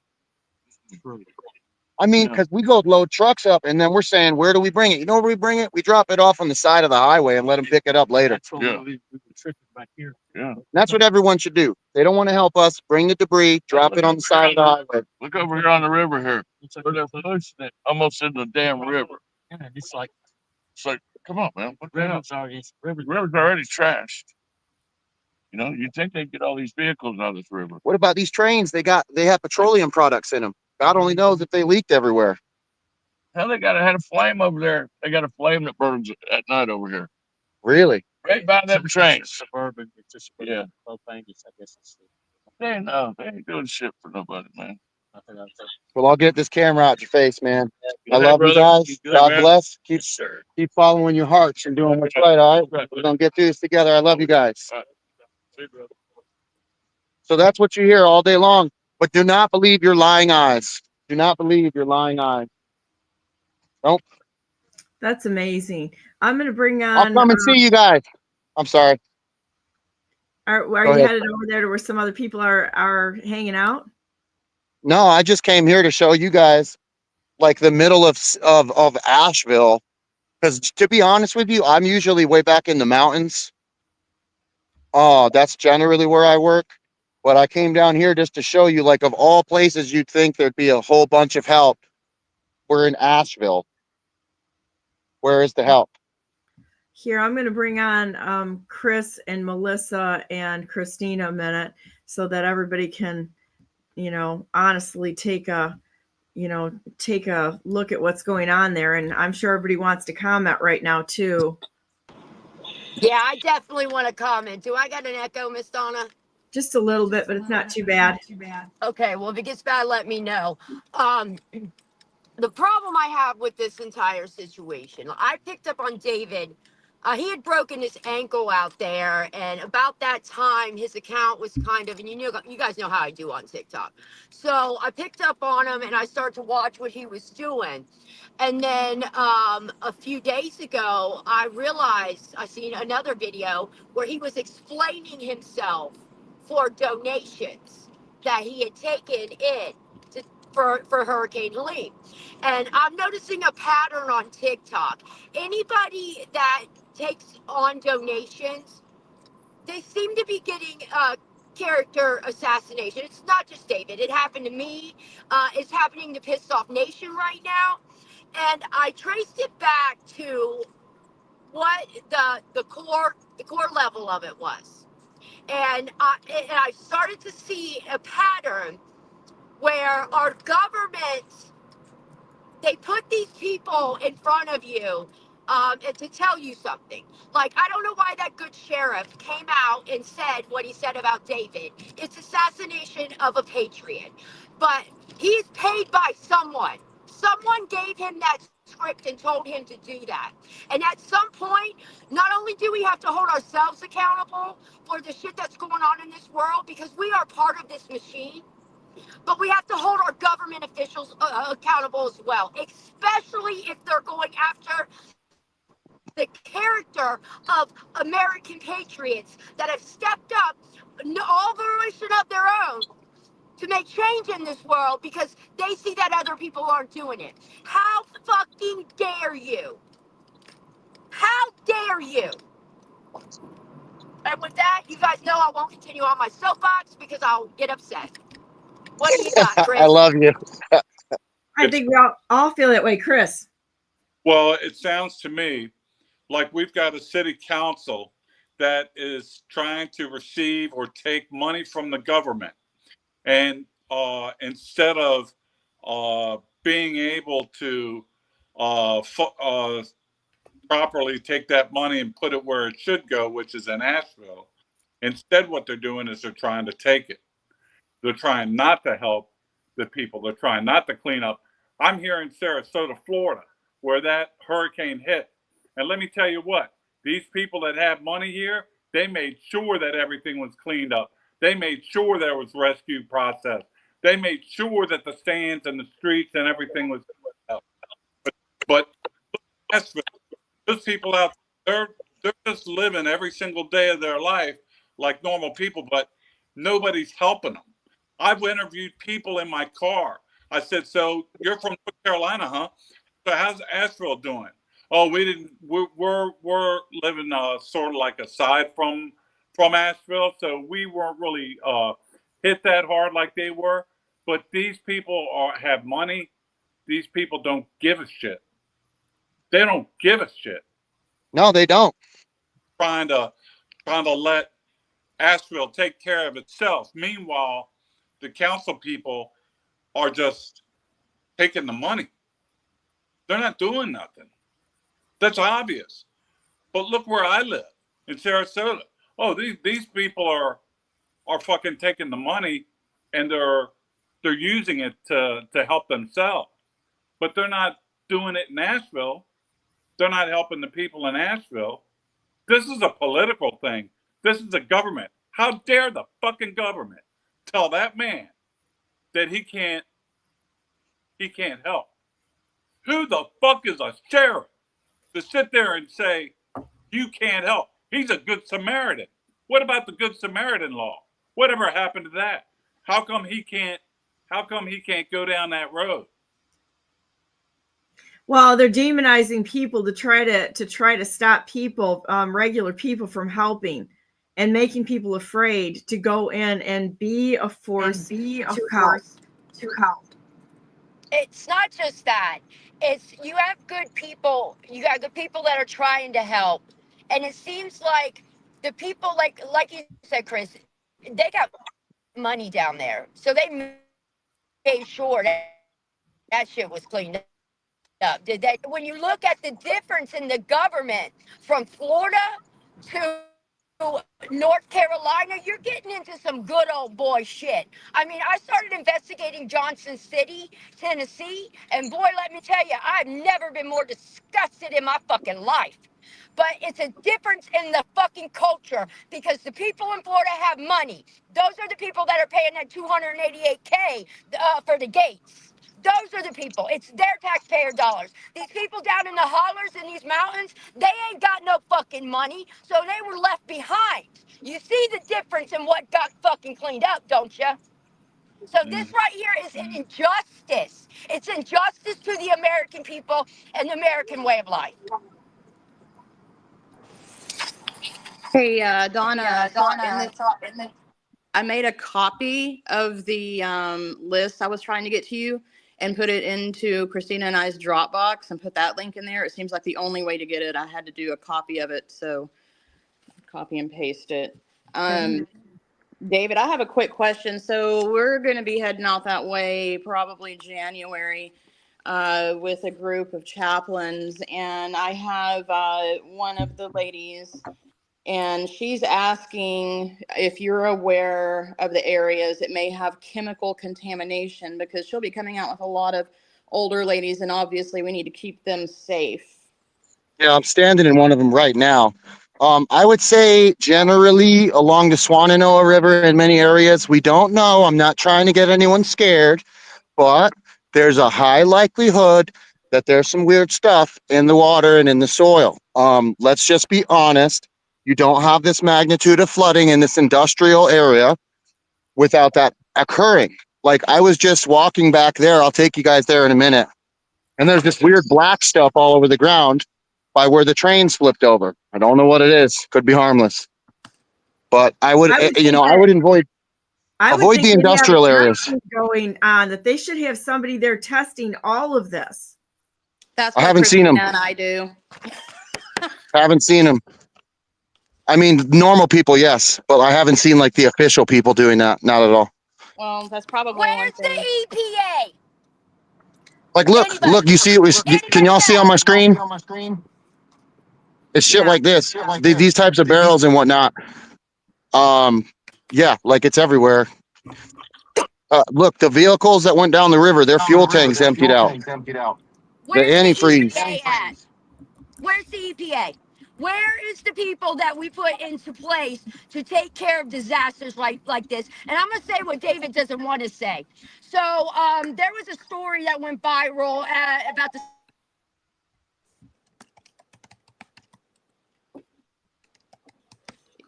Can't hear you. Yeah, We lost her. we can't hear A you. story that went viral. So real quick, another question I have. We've heard all the needs for heaters and such. And I know that during a disaster, because we've worked quite a few, that needs consistently change. So for people that are heading out like us in January, what do you feel are the 5 biggest needs for us to, head out there with? We still need generators. People, for whatever reason, all those generators that were collected, a lot of them, we don't really know where I don't even want to get into that. A lot of the shit has just vanished. I saw So that if I was, was it the sheriffs that had them, and that yeah, I saw I don't know. on that the sheriffs had them, and that's a big concern. It should be a huge concern. I got people that are saying like they can't find a generator, they got to go buy one with the little money they have left, and that's unacceptable. With all the thousands of fucking generators I've seen donated to these fire departments and churches and whatnot, and I love the fire departments, I love the churches, but they're not all equal. Okay, so I But want to, David, let me finish what I was saying. Wait, Christine, when somebody else is talking, there's feedback on your. Oh, let me get rid of my Yeah, I'm stuff. going to mute you once in a minute here. Okay, go ahead, David. Continue on, please. So generators, I would say equipment. If you got a mini excavator, a skid steer, the need for that has not gone down. It's gone up. A lot of people pulled out. So if you can bring any iron, bring the iron. We are needing propane like crazy. Fuel still. Listen, it takes a lot of propane and a lot of gas to keep these little makeshift places warm. Dude, let me think. What else? Manpower. I mean, I know that's not an item, but we really look at like this is a mess. This in the course of one day, we occurred how many years of labor of man hours? Like, look at all this crap. No one's gonna clean it but us. It's gonna be us. Every fucking step of the way, it's gonna be. See these cars right here? Who's bringing this anywhere? Not the government. It's gonna be unless we want to stare at it for 10 years. You get what I'm saying? David, I want to go back to something real quick because I want to say something that I know you don't want to say. Donna, you remember when the people's animals started dying, the cadaver dogs? Yeah. Okay, well, it came about. Well, there's I don't know if it's a refinery or what kind of plant sits upriver from where he is, but they do something in nuclear waste. And there was possibly a large semi carrying some type of waste as well. So it came out that the cadaver dogs were dying and the horses were getting sick and the people's shoes were melting and they were starting to hazmat up. Okay. So that when we start talking about this sort of thing, we need to ask real questions about whether or not the government gives a fuck about the safety of these citizens, the ones that are still alive. Because if you're talking about nuclear waste, you're talking about long-term effects. You're talking about cancers. So I don't know why the government does not feel that it needs to clean this mess up, but this is a significant impact on America as a whole. You are talking about situations like Flint, Michigan, where the people they will get sick. If the EPA isn't even in there telling us otherwise, because that's their job to tell us if this soil is safe. Or if we got to worry about the fish fucking, where did this river jump into? I don't understand why no one is asking the real questions here. Well, They don't want the answers. Here's one thing that I have found that is an angle that we may need to take is these rivers are obviously heading towards, the shores and into further, eastern North Carolina. What a lot of people don't know is that the red wolf is endangered. The red wolf is, part of the older Eastern tribes, and the red wolf, the only place that they are still known to be alive is in Eastern Tennessee. My concern is that these endangered species are going to be affected. And it's not just the red wolf. All in that area, we have multiple endangered species. So there's different types of bats. And so I've wondered if there's a way that that could be utilized to, push, for something to be done. Obviously the people don't want to give a dang about the people, but it seems like people love animals more than they do their fellow humans. So, is it possible that we could take that lane? Can you guys see this on my camera? You see all this stuff on the Yeah. ground? I fucking I love you, mean, Melissa. Do you know what it is? oil. Like Oil? oil? Yeah. Oh, we'll just have a whole bunch of oil just hanging around. What the fuck? Nobody cares. It's great. We're all kumbaya down here with Sheriff Griffin. Yeah, Sheriff Griffin says we're doing just fine. Yeah, they're doing great, aren't they? Do you know that in the gas and oil industry, if you spill as much as 1 or 2 drops, everybody's out there, making sure that it's contained, and they can sit there so they and walk away from this. And it doesn't seem like there's anybody that's really doing a whole lot of anything down there except for saying, yeah, we have a problem, but we don't want anybody else's any Americans to help on this, because we're going to figure out how to money launder out of this area or into this area, Right. and be on the take for the cleanup. This is going to end up being an excuse for money laundering. Just oh, watch. look who just busted him, though. David James. Because if he had not been down there and this situation would not have happened to him, well, one, I don't think a lot of people would have caught on. Really? No. I mean, when the sheriff came out and made that video was savage. That video was character assassination 101. Create your own fucking narrative and control it. That is exactly what that sheriff was trying to do. Create Dude, his narrative and control it. Well, guess what? Guess who's better at this narrative thing than old Sheriff Griffin? Fucking thought criminals. I'm fucking done with this fucking smug ass motherfucker. Yep. And then he says I'm lazy. I don't work. Bro, I'm an oil field roughneck. I can work circles around anyone in his department. Give me a break. It's just the whole, if you take in the gravity of it, Miss Donna, I mean, you guys seen what he was showing you guys from the beginning. I couldn't go for some reasons that are neither here nor there, but the gravity of that situation is breathtaking. Everyone was shocked when he started playing that video, and tell me that you were not, because then I'll call you a liar. We don't see that in our own little world that we're in. I'm driving around in my fucking car in Cincinnati, Ohio. I have no idea what it feels like to be in the position that that man is in right there. I wasn't there to smell those fucking bodies. But Right. what I do know is it's an injustice, and we have to fucking stop this character assassination and the people that think they can get away with it. Yeah. David, tell us some more about what's going on there, please. Here's the sad thing. We were super overwhelmed week 1. We started to get organized like week 3, and the volunteer hub started to kind of metastasize and everybody was getting together. But then by like week 5, everybody started pulling back. Samaritan's Purse pulled out of most locations, Red Cross. A lot of those foundations are gone. And unfortunately, a lot of the volunteers are gone because it's unsustainable. You can't have people down here. Like, not everybody can just sell their shit and come down here like I did, right? And so now there's a lot of volunteers, but it's mostly the locals. Like, yes, there's a lot of volunteers, but there's not enough help, man. And like, people are like, oh, Dave, take a day off, take a break. You understand how hard it is to stop when this is what you look around and see every day? It's like, how are you doing? How are you doing right now? I mean, are you psychologically, and I mean, are you okay? I'm okay, but I'm gonna be honest. I'm not mature enough to not like to go on a freaking crusade every time they do these character assassinations.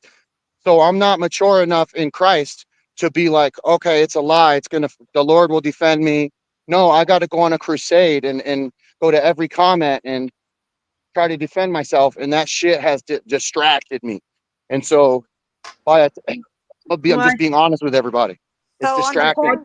I tell you what, you're welcome to come on BNN anytime. and we'll get the word out there for you on what's actually happening and what the sheriffs and the public officials have done to stall this effort out and not serve the people, and also make them face what they've done in destroying the lives of good people and abandoning Americans. I mean, I'm so proud of you, David. I can't even tell you how proud of you I am that you're down there just kicking this thing out every single day and refusing to back down. This is just extraordinary. So let's talk again, and I'm going to go to my third hour here, but let's talk again. And could you come back on again, maybe later in the week? We'll talk again and show everybody what else you've been working on. And let's put the sheriff on notice that he doesn't get to tell Americans what to do. He's not sitting there like a king. He's not going to throttle our First Amendment rights or freedom of the press. We're done with that. And he doesn't get to create the narrative if he's walking away and stopping people from being helped in this situation when they haven't even gone in there and done the proper testing that needed to be done in the first place. We've got brave people that are willing to jump into this at their own risk to help other people. And it looks to me like he's being no help whatsoever. I'd like to talk to him. Wouldn't that be fun? Yeah, I'm actually going to go sit down with him sometime this week. He told me to bring my little camera, so that's what I'm going to do. Why don't you do that? And then what we'll do is we'll put it on live. I can even put it on live for BNN so that I've done that a few times where I've done live broadcast when people think they're going to be smug like that, and make it be so that they can't walk away from what they're doing or what they've done. Let's just go ahead. We'll just do that. Yep, So- that's what's going to happen. Quick question before we get off for David. So when we head out in January, there's going to be a team of trained and certified chaplains heading out, ready to provide spiritual support. Are there areas you feel that that come to mind that we may need to serve as soon as we get there? Yes, areas like relief. The people are farther spread out. But the people, I'm not saying Swannanoa doesn't need help. Swannanoa needs a lot of help. But people that are in the back country, you got to go seek out those little hollers, because there's some people back there that have still not gotten much help. They're desperate and they need spiritual support as well. So I would go to Relief, Green Mountain, and try to help around there as well if you can. Rumble just went down again because they're trying to silence this message from getting out. And I'm just letting people know that this is what's going on. And it's still looking. I just went reloaded again and it's still there. Something went wrong. Will not allow the video to be shown on this Rumble channel. So I keep telling people, go to BrandenburgNewsNetwork.com is where you're going to see it. We can keep that up. But we also need people that are willing to put this stuff out there when they're messing with our feeds and such, in order to get this out to the everyday person, because we're not going to stop. Okay. This is just the way it is. And if they keep screwing with me and we're going to keep adding more and more nodes. We're on not only Brandenburg News Network, but 11 other venues. And it's like, that's fine. If they want us to keep taking these down, there are more patriots than us. And just remember that video with the ants and the grasshoppers. Grasshoppers have just been put on notice. We're not going to stop. Do the right thing or get out of the way. And I got a cop. America stands. What's that? Got an officer approaching me. Hey, how's it going, boss? I've got All Joel Skousen in the back, but we're going to keep going, Joel. Just if you can hang on to the situation. Stay on here. Just walking around, man, showing everybody the nature of the state that Asheville's still in, despite what some of the local officials are saying. But yeah, I'm about to wrap it up anyhow. So Okay. Right. Would he like to add? We're on a podcast with a journalist right now. So I see. Yeah. Okay. I have some questions about somebody stealing copper or something. Oh, I ain't stealing copper. Nope. That's a suspect. Yeah, I'm a suspect in a copper theft now. But Hey, no, I get it. You're doing your job.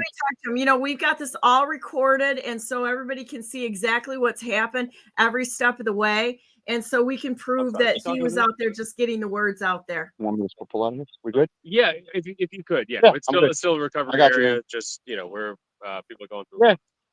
No sweat, brother. Yeah. Take care. Take it easy, man. Awesome.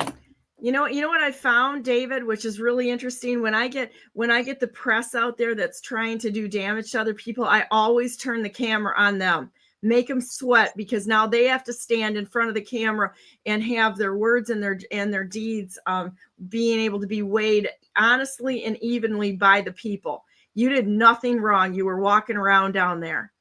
So This happens to me like every single day. I'll let you get to your other guest. I love you. I mean that. And we'll be talking sometime this week. Okay, my friend? I love you too. And you know what? We're going to be standing there with you. And, never stop. When you've got enough people behind you that are willing to stand with you on this, they got a real problem. You did nothing wrong. Thank you. Have a great day, everybody. Okay. Have a great day, and we'll talk to you soon. Bye. Okay, I'm gonna jump off for 30 seconds here, and I'll be right back with Joel Skousen.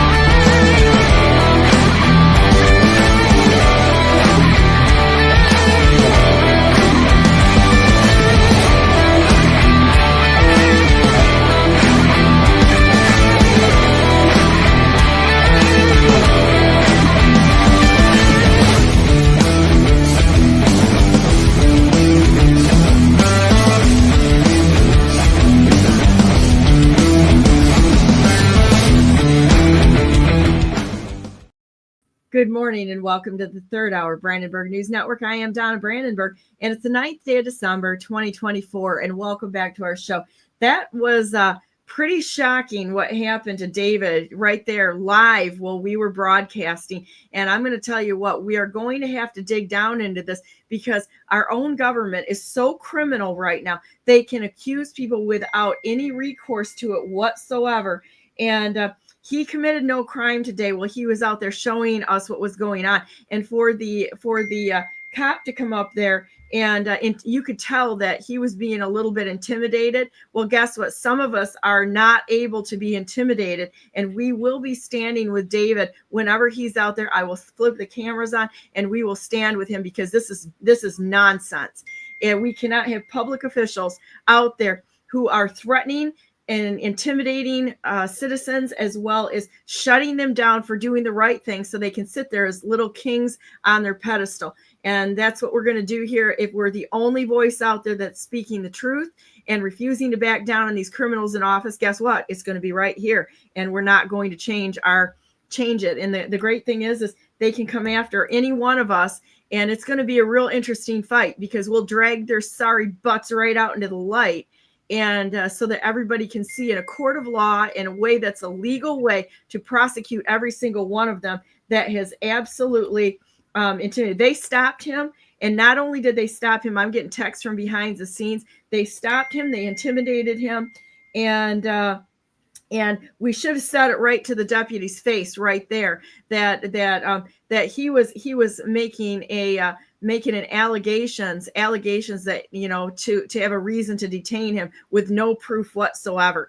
I have a problem with that. They do it all the time. It's across the United States of America. Our public officials are nothing more than a huge organized crime mafia, and they've lost all trust from the American people right now. And when we see nonsense like this, and all I've got to say is to everybody out there in law enforcement or in the government, you are responsible to clean your own house out. Clean the house out and you'll get the respect from us again. Instead of protecting these people, they need to be brought to justice. And you know what? I will not stand down until we get them brought to justice, and nor will we be shut up. We have First Amendment rights. We have freedom of the press, and it sucks to be them. So there we go. And with that said, I'm going to bring on my next guest, Joel Skousen. How you doing, Joel? Well, fine. Of course, that was a disturbing report that I was just privy to at the ending portion of it. It's very disturbing, and the problem is that they're doing this all over the place, and they're stopping people from knowing what's going on. And that was a perfect example.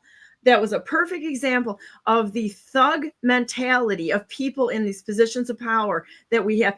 And I'm going to go back to the fact that right now, even when you look at what the La Paz Treaty set us up for down at the border, most of the cities down there are actually being staffed by cartel members at this point in time.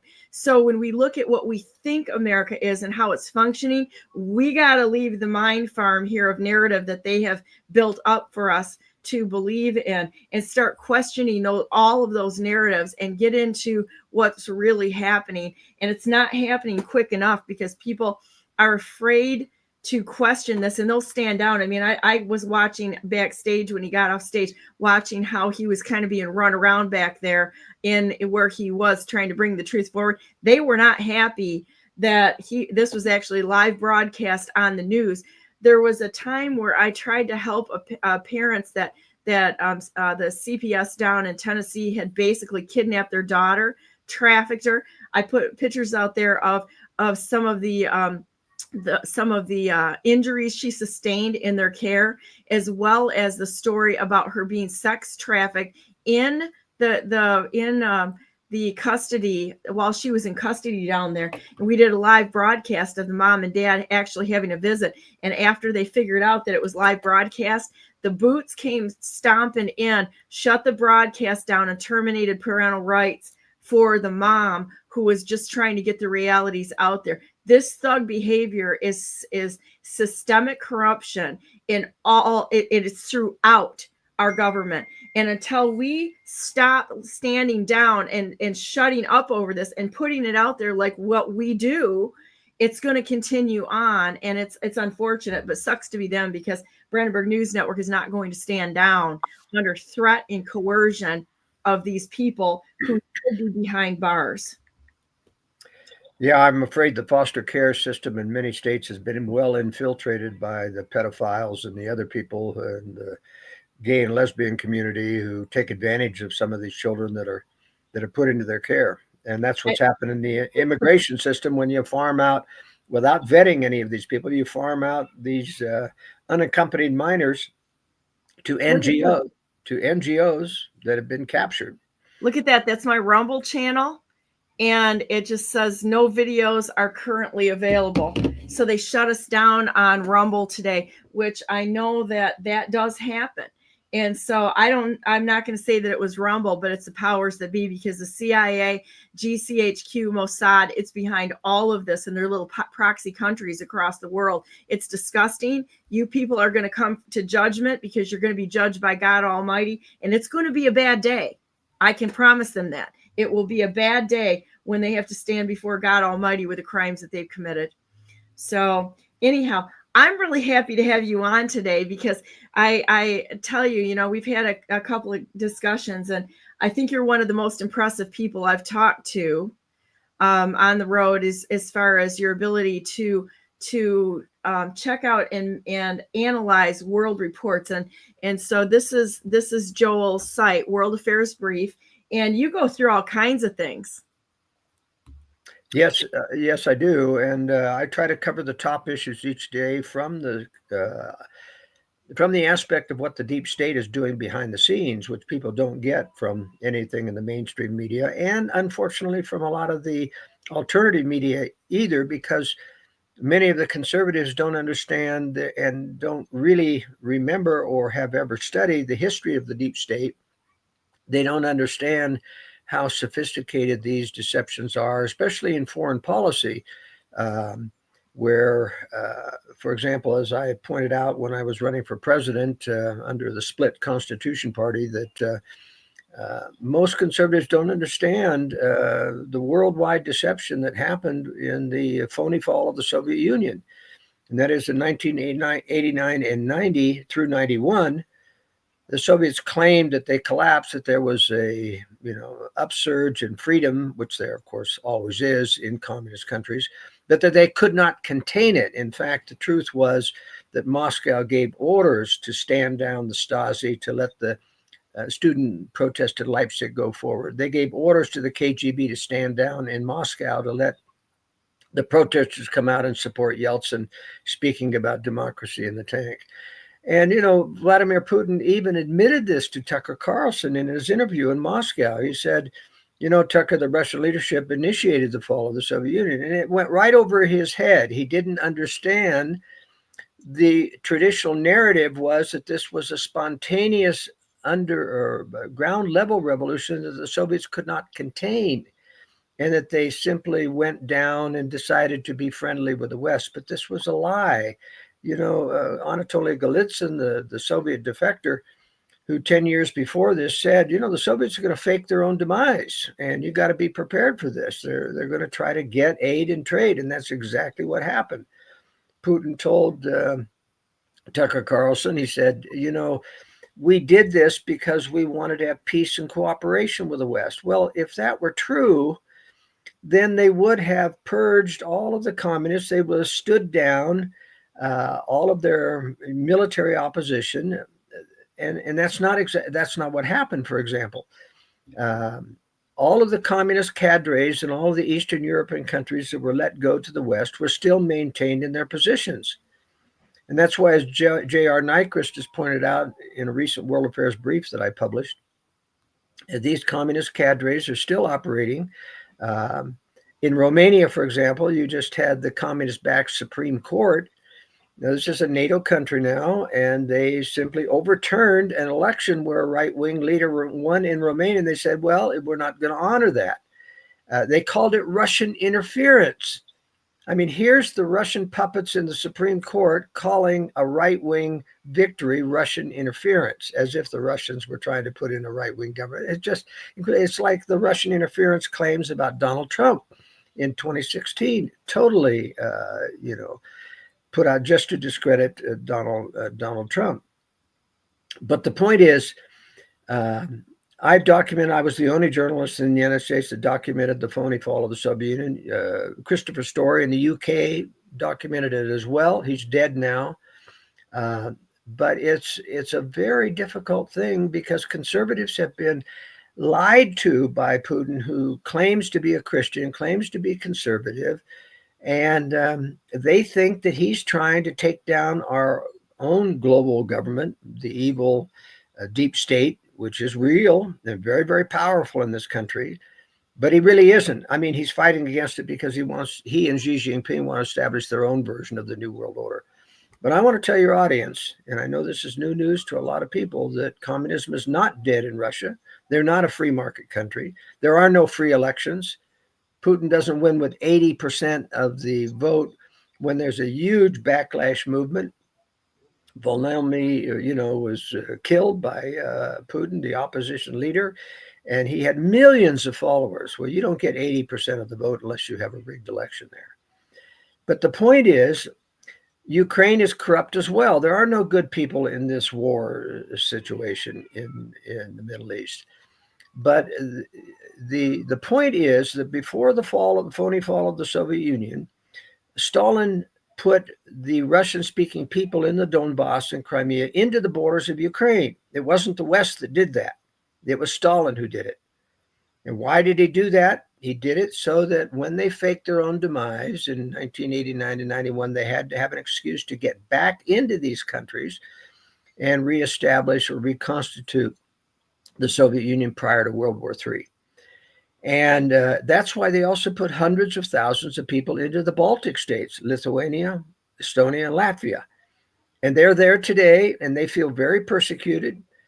If Ukraine falls because of the supposed excuse that Putin has to defend the Russian people there, he'll have an excuse to go into the Baltics as well. Now, let me dispose of the other aspect of this, is this claim that it was a Western coup that overthrew a legitimate president in Ukraine. Well, in fact, the West did finance and give money to the protesters in the Maidan Square in 2014 in Ukraine, but that's not how it was won. The coup was successful only because the communist president, Viktor Yanukovych, and by the way, I want to tell you that all of the presidents prior to Yanukovych even though they claim to be Ukrainian nationalists like Yulia Tymoshenko, were Putin puppets. You see, in the phony fall, they never did let go of power in these countries. Remember Lech Walesa of Solidarity in Poland? He was a communist agent. So they controlled the right wing or the opposition as well as their own communist forces. You remember Václav Havel, the great Western leader of Czechoslovakia after the fall? He was also a Soviet agent. All this has come out since, except in the American press. You never hear these things. The narrative is so controlled here that people have to realize that you have to question everything. And, they want to be part of a club rather than free thinking and able to challenge all narratives. Well, that's right. And this stuff is very complex. People may be scratching their head about what I'm saying, is that here are the Soviets claiming to be good guys now, Putin claiming to be a Christian. Remember, they don't allow Christians to become colonels in the KGB. You got to think, people, about these claims. Yes, he's anti-woke about Russia. He doesn't want his own Russian military corrupted with woke ideology, but the communists are still pushing woke ideologies and funding and working with BLM and Antifa and other things to undermine the U.S. So you have to remember this. And this whole narrative that the war in Ukraine is pushing Putin into the arms of Xi Jinping and causing them to be aligned. Well, they've always been aligned. And remember, it was the globalists on Wall Street that built the communist system. They funded the Bolshevik revolution. That was carried out in Anthony Sutton's book, Wall Street and the Rise of Bolshevism. They also funded Hitler. That was carried out by, where Anthony Sutton documented that in Wall Street and the Rise of Hitler. But before the wars that they caused by building these enemies, remember, war is how you get Americans to give up their national sovereignty. Tried to do it in World War I. League of Nations didn't work. Gave us World War II. We got a United Nations out of that, but it didn't have any military power, any taxing power, any regulatory power. So they need one more war. And that war is going to be World War III. It's going to be a nuclear war. It is coming. And that's because all three predator centers want it. Our own globalists want it because that's how you drive Americans into a militarized global government, by allowing our own military to be attacked preemptively by nuclear weapons, which is going to happen. And Russia and China are still communist countries. It's in their DNA. They've always planned on taking down the West, but both of them have been playing as if we're reformed. China claimed that we're semi-capitalist now, and but it's all a fraud now. And of course, the phony fall of the Soviet Union is a fraud. But going back to the 2014 revolution in Ukraine, conservatives have used this as a talking point, whether it's Ron Paul, who's a good friend of mine, by the way, and or Paul Craig Roberts. They all believe that Putin is a good guy because, you see, in the phony war on terror, which was caused by the deep state operation of 9/11, they hired the terrorists from Saudi Arabia. That's why Saudi Arabia is in collusion with the U.S. about that. That's why the deep state protects Saudi Arabia in their relationship with these terrorists. But they weren't the ones that hijacked the planes. It was the deep state that loaded the buildings with explosives. The terrorists couldn't have done that. It was the deep state that shut down the World Trade Centers on the weekend before 9/11 so they could wire up all the explosives and get it ready for the demolition.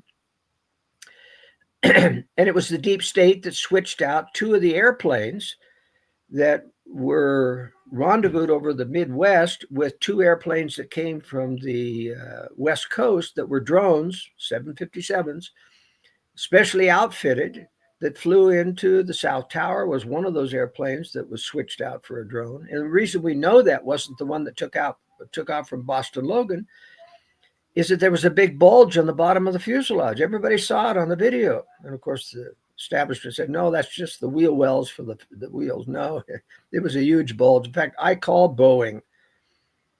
I asked them, as a former military pilot, I said, every major change to an airliner structure has to be approved by the manufacturer. And the spokesman told me, he said, well, we didn't do it. They didn't deny that it wasn't there, as I expected. They just said, we didn't do it. Of course they didn't do it. It was done by the deep state. probably in Area 51, where they have full manufacturing facilities for aircraft. That's where the YF-17 stealth aircraft was created, there in the Skunk Works by Lockheed. But the other airplane that switched places was the one that went into the Pentagon. And the reason that that was not an airliner that took off from Dulles, and, you know, Pilots for 9/11 Truth, of which I'm a member, we have the radar tapes showing the radar track of these two airplanes going and rendezvousing with two airplanes from the West and switching places with them. Oh man, I would love to see that. Because I've never seen that footage. No, but it's on available for Pilots for 9/11 Truth. Okay, so please continue. I'm going to go ahead and look this up. But you see, the problem is with that aircraft that hit the Pentagon is that it was a specially modified aircraft. It had a missile under the wing, for example. And the reason we know it had a missile is because you can see the missile plume from the parking lot video, the smoke plume that comes out of the missile hits. And when the missile hits the Pentagon, you see this great big white explosion. Well, when an aircraft hits a building, for example, it's only red and black smoke from the fuel burning. But when a high explosive round goes off, then it's a white explosion. And that was the proof that there was something. Now, the other proof that there was a missile that hit the Pentagon before the aircraft was that there were 3 concentric 12-foot holes in 3 rings of the Pentagon. Now, an airplane can't make perfect round holes. It can punch a hole in the first wall, which was newly reinforced, by the way. But it can't go and make a perfectly round 12-foot hole in 2 other rings, but a missile can. Now, the other proof that there is, of course, was a hole in that Pentagon before the aircraft hit, was that half of the radome of that aircraft was inside the Pentagon. Now, if that wall was intact when the airplane hit, there wouldn't be anything more than confetti-sized pieces of that fiberglass radome. That's the nose of the airplane behind the radar, okay? But when half of the radome's inside the wreckage, then you know that there was a hole in that wall before he hit it. And then as to the airplane disappearing, which create all those false conspiracies about no airplane hit the Pentagon, that happened because, as one witness said, I saw the airplane hit against the Pentagon wall and the wall held up like a champ. The airplane crumpled up against it and then it exploded and disappeared.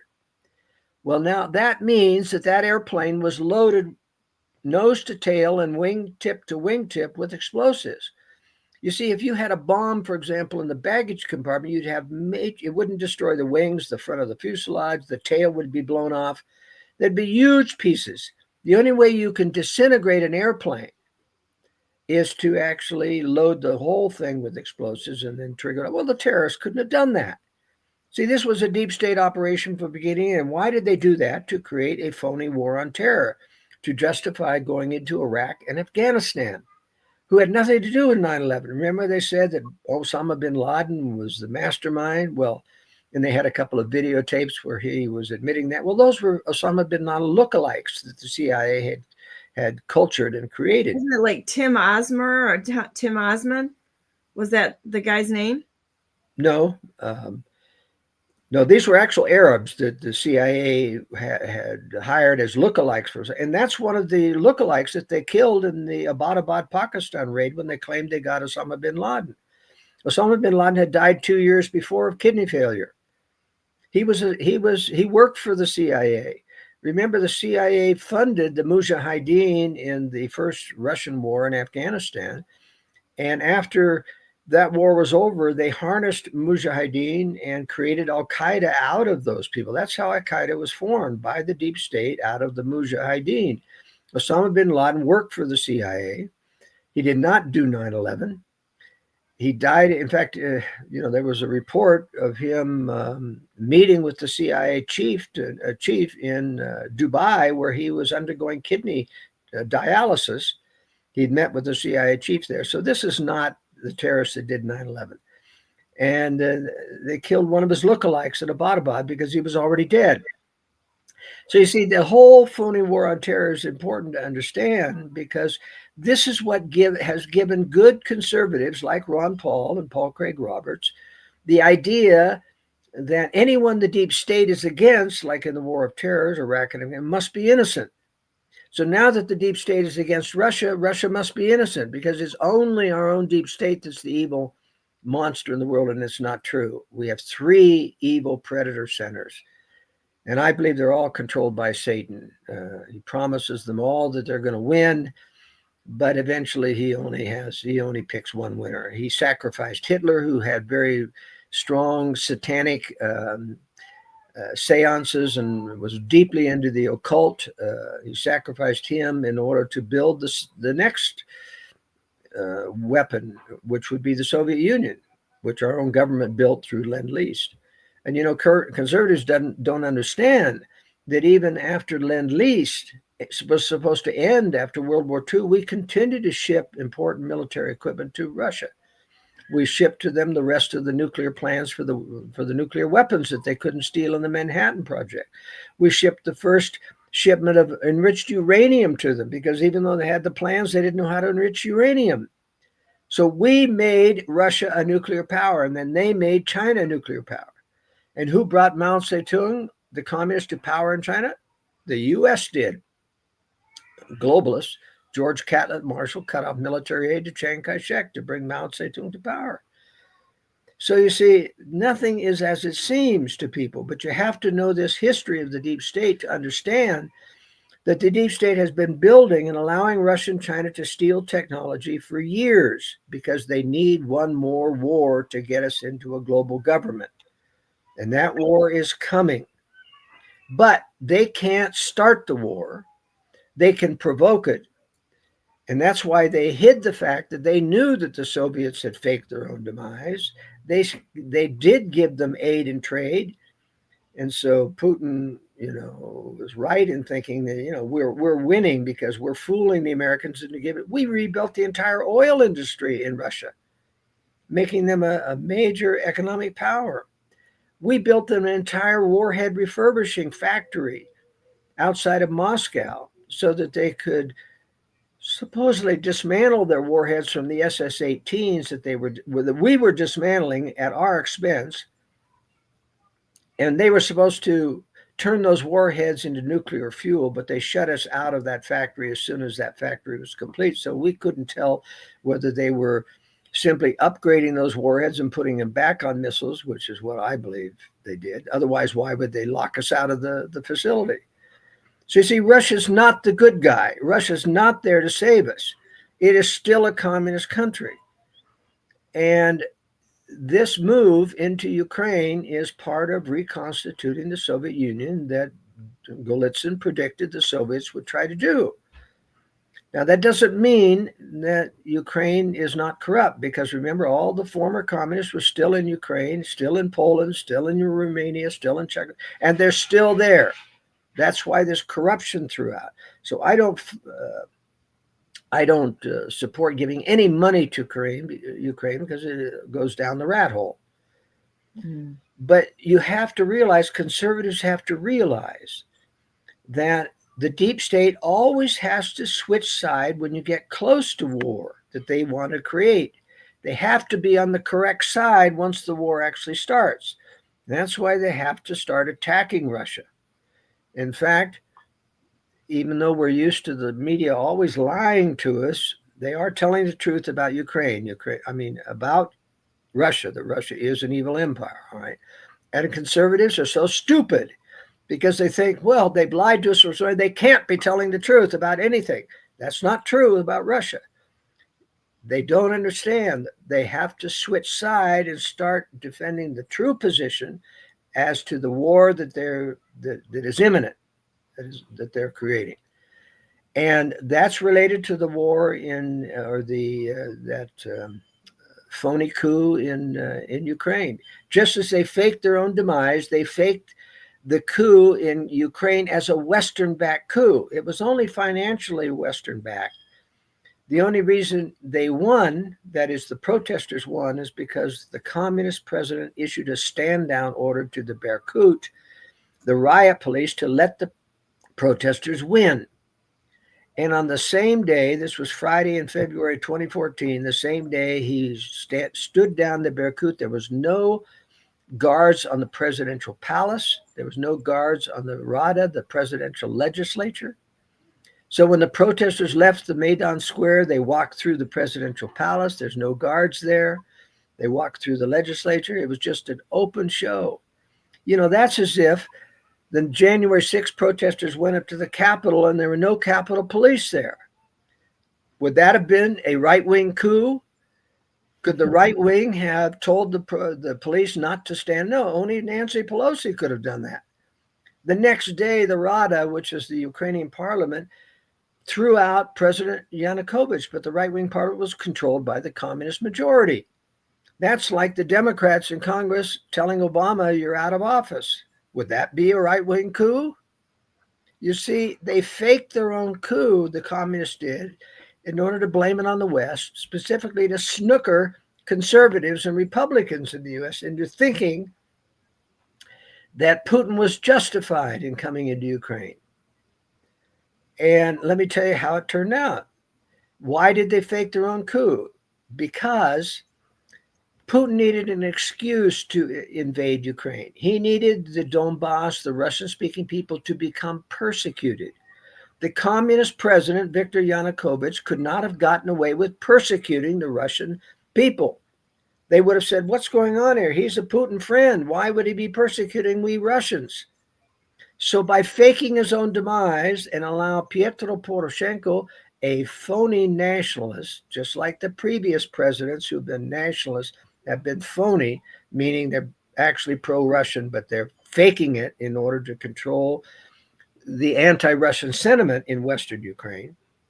That's what he did. Petro Poroshenko came to office saying, I'm going to allow the Donbass to be semi-independent. They can speak Russian there. I'm going to help them, etc. And then when he became president, he immediately reversed course. And he said, no, you can't speak Russian. You have to speak Ukrainian. You can't be autonomous. And he had the Ukrainian army do some provocative things in there. And what happened? That justified Putin coming into doing a stealth invasion. Started in 2014. So you see, the whole thing was a planned thing. It was not a Western coup, even though it was Western financed in terms of the protest. So conservatives have to understand this is a very sophisticated. Our own government plays good cop, bad cop. You know, they do prosecute drug crimes, but they also import drugs. The CIA has a white side that does legitimate things, and it has a dark side that does all the dirty tricks, kills presidents like JFK and RFK. It has a seamless relationship with the mafia. You have the FBI, you have a lot of good agents doing the proper thing, and then you have the dark side agents weaponizing the law against Donald Trump. So you see, this is why conservatives have to understand that things are not black and white. It's not just everybody's bad in this. I mean, it's very sophisticated, what's going on. You have to know your history of the deep state. Feels like everything has been infiltrated. That quite honestly, I feel like all the organizations, even grassroots or claim to be grassroots, they're also, I believe, infiltrated by a lot of operatives and such. Because all you have to do is watch them for a little. I'm not saying all, but I'm saying there's a mix out there. You have to be very careful because obviously the internet is seeded with bad information and and false conspiracy theories, which is one of my purposes in the World Affairs Brief, to teach people what's a true conspiracy, what's a false conspiracy. And one of but for example, the militias are all infiltrated. Anytime you have an armed militia and super patriot type of thing that we're going to take down, we're going to take back our freedoms, they're all infiltrated. In fact, it's the agent provocateurs in there that are trying to get them to do radical things. They would love to be able to have an excuse to blacklist us all, who make America great people, to say you're all domestic terrorists. That's their goal. So you have to be very careful about this infiltration. Look at the Trump presidency. I'm very suspicious, for example, of J.D. Vance. Oh, don't even get me started there, Joel. I have been having a problem. He's got all the right words to say and rah, rah, everyone. But you look at his background and And people are so good at being chameleons. And quite honestly, it's my opinion that President Trump does not make good endorsements nor necessarily appointments. That doesn't mean they're all bad, but a wide majority of them are bad. And I think he's directing attention to who that, for us to kind of do a little digging and find out who these people really are and who are they connected with. JD Vance has got way too many connections to Palantir, Peter Thiel, and that sort of thing, which should be very concerning to people. Yeah, and who's in law school and has time to write a novel? You tell me that. That was ghost written for him. And then who in left-wing Hollywood is going to make an award-winning movie out of it? Hillbilly Elegy. This is not how they treat real conservatives. No, they kick us to the curb, they attack us, and they try to get us gone or to shut up. That's how they treat real conservatives. That's right. And they blacklist you and they censor you, etc. Now, I personally don't think, and there's some conservatives think that Donald Trump is a plant within the movement itself. I don't think so. I think Donald Trump is probably never a conservative to start with, so he doesn't have any background. He doesn't know any arguments, but he does have a sense of what's going to make America great again or good again. But he doesn't know how to do that. I mean, especially about draining the swamp. I mean, I'll tell you, I would have trouble with all my knowledge of conspiracy draining the swamp because they're so deeply embedded, not only in government and surveillance, but also the courts. And you got to take all these things, you talk about, well, we're going to sue them and we're going to make them pay. But how do you do that if the deep state controls about 70% of the higher judges in the United States? I'd say low. I think there's more than that at this point in time. There could be. But, you take, for example, the Supreme Court. Now, you have two real deep staters in there, John Roberts and Brett Kavanaugh. Now, Brett Kavanaugh is a conservative jurist, and so was John Roberts. But the deep state has dirt on Roberts due to homosexuality. And they have dirt on Brett Kavanaugh because he was number 2 to Ken Starr in the cover-up of the Vince Foster murder. The government claims he was suicided, but no, he was suicided, but he didn't commit suicide. But you see, whenever you were part of a deep state operation, they've got you under a handcuff. I mean, that's why Roberts and Kavanaugh will vote conservative, except on key issues. When they get that phone call in the night, the deep state says, all right, you got to change your vote on this. And they do. Now, Neil Gorsuch has been much more reliable as a conservative. I have not found any evidence of him being deep state. And Amy Coney Roberts is kind of a mainstream established. She's easily manipulated. I don't think she's deep state, but I think she can be talked into. She's never ruled against a major corporation. She's never ruled against the government. So that establishes a pattern. I don't think she's deep state, but I think she's easily manipulated. So we don't really have a conservative majority in the courts, even at the higher level. But they have been able to give us a few wins, which have given us more time. And that's what I think, for example, in the Donald Trump election. When I was running for president, I predicted not only this third world war that's coming, but I said they're going to steal the election from Donald Trump, as they did in 2020. Well, I turned out to be wrong on that, not because they didn't try to steal it. They did, but the RNC got smart, mostly because of the efforts of Vivek Ramaswamy telling Donald Trump, look, you've got to revamp the leadership of the RNC. If we're going to win this election, once he joined the Trump team, he said, we've got to go in there and stop this steal. So the RNC under Laura Trump and under Michael, what's his name? The other co-chair. Anyway, they hired 3,500 lawyers.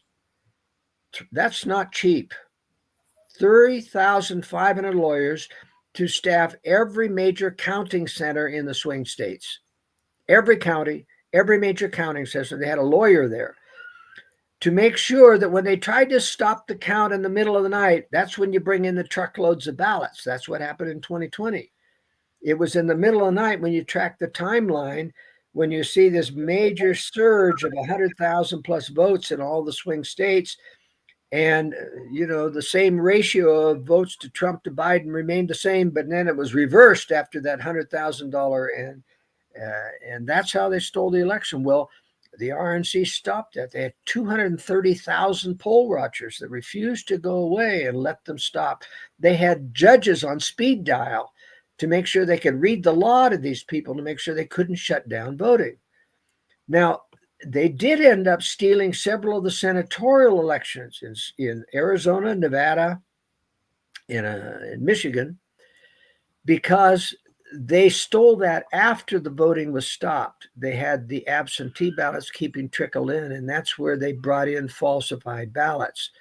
So the lawyers had gone away, the poll watchers weren't there anymore, and so that's how they were able to steal the 3 senatorial elections. And why was that important? Because they wanted to make sure that the Republicans did not have a veto-proof majority, in the Senate, and that's the way it is. And of course, the House now is razor thin now because of Trump unwisely picking a lot of Republican senators to come into his appointments, and that has given deep state governors the ability to replace them with rhino Republicans, and so it's made I call them Marxists. It's like they're, the ones that have infiltrated these parties. They're straight up communists. They're communists or Marxists. They're part of this globalist, crime syndicate.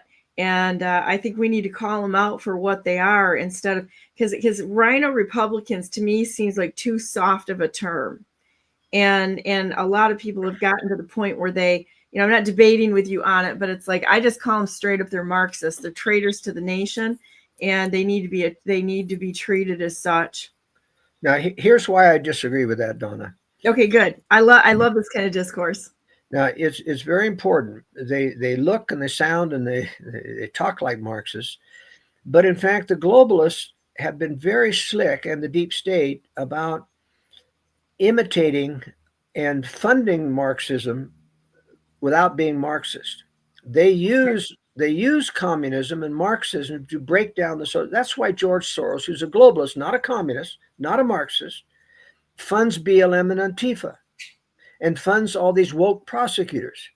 Not because he's woke, because he's creating havoc and conflict with us so that the globalists can come in and this is the Hegelian dialectic. They come in and rescue with their milder form of socialism, which is Fabian socialism, which is you still own it. You don't get away by saying we're going to take away all your property rights. We're going to take away, look at the reaction to the WF. You're not going to own anything, and yet you'll be happy. Nobody's going to buy that. That's a communist thing.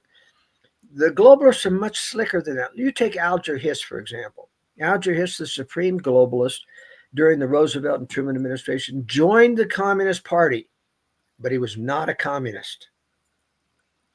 He was not a communist. He did it so that when he did their bidding, when he talks Roosevelt into giving Stalin half of Europe and all of the things that he did at Yalta, and that when he created the charter of the UN and let the Russians have 3 seats on the Security Council, that the communists wouldn't think anything about it. Well, he's one of us because he joined the party. But he wasn't. He was a globalist helping and protecting the communists in this very sophisticated Hegelian dialectic. So most of these people are just globalists and not communists, not Marxists, and but they have the same evil purpose, but they're much slicker because they can hide behind the Republican clothing and the garb. But you're right. Rhino and Republicans in name only is too soft for them. I think it's way too soft for that, and I think that's why a lot of the Republicans are not speaking out about it, because they're just kind of like the redheaded stepchild, as it were. You know what I mean? And yes, but the problem is you can't prove your point that they're Marxists or communists. You can't prove the point that they're globalists. You can prove that they're rhinos because they are not acting according to what the platform that the Republicans have bought into. So you can prove that. But the point is, if you make assertions in public and things and they challenge you on that and you can't prove it, then it discredits us. So we have to be careful. This is very sophisticated. For example, There are all kinds of globalists in parts of the deep state. There are people that are 1 foot in, 2 feet in. The people that are in there for the promises of lucrative money and power. I mean, look at the Clintons. They've made wealthy. Look at Barack Obama, a communist organizer in Chicago.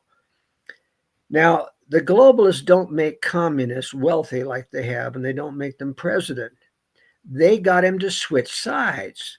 But the communists still think Barack Obama is one of them. But you see, he's worth over $20 million today. They don't make communists wealthy like that. Now, the communists in communist countries are corrupt, and they do. But our own globalists don't do that unless they switch sides. So you have Angela Merkel was a communist in East Germany, became Chancellor of Germany. They got her to switch side to the globalists. Tony Blair was a Marxist. They got him to switch side to become a globalist. Olaf Scholz, the current Chancellor of Germany, was a communist in East Germany. They got him to switch side and become a globalist. But you see, the communists still think they're part of us. So these globalists we're dealing with are very sharp about fooling the communists. That's why they didn't expose the fact that the communists faked their own demise. They let them get away with it. Why? Because they were still in the mode of protecting Russia and the Soviets against the American people, by telling them we have detente, we have all this, and they become milder. It's a very sophisticated series of conspiracies. So I'm just saying we have to be very careful about the labels that we apply. There's various degrees of evil. There's various degrees of compromise. And one of the reasons, for example, the real globalists at the top don't tell the World Economic Forum people that you're never going to see an AI robotic society, because the people in the WEF don't know that this third world war is coming. They aren't being told by their leaders. Most of the media doesn't know. Now, there are certain of the elite that do know. Zuckerberg's building this bunker system in Maui, for example, or Kauai, and others are going into New Zealand and Australia with bunkered retreats, etc. They know that something's coming to war, but they're stupid enough not to realize that the Chinese communists are going to occupy Australia and New Zealand, so their bunkers in those two countries aren't going to do them any good. But you see, not everybody, even within the globalist sphere, knows the whole story. Otherwise, they'd be scared to death and they wouldn't go along with it. So they manipulate people, predictable liberals they bring in because they can get them to do things without letting them know there's a major conspiracy involved, because their natural proclivities are for this.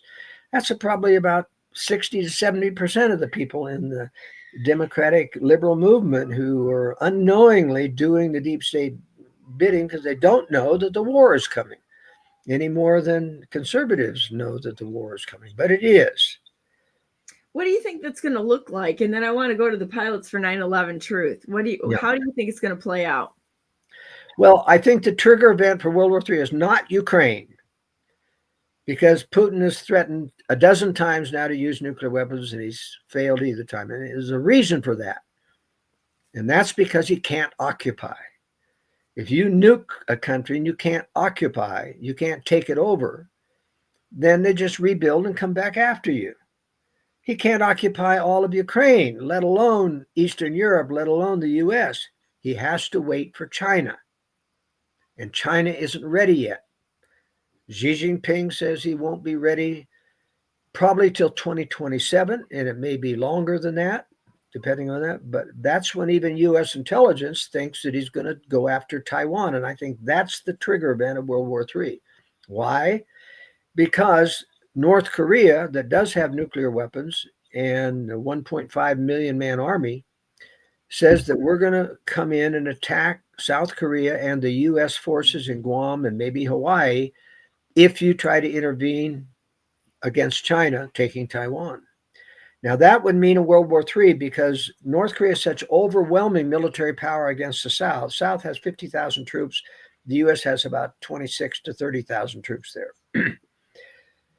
Against 1.5 million, against 60,000 artillery tubes aimed at Seoul, against thousands of rockets, etc., we would have to intervene probably with tactical nukes to stop North Korea from obliterating South Korea. And that would trigger China alliance with North Korea to do that preemptive nuclear strike on America. Now, it's not on American cities. Our intelligence, we have spies within China. They know that China does not want to destroy the country. They simply want to decapitate the military and then blackmail us into submission.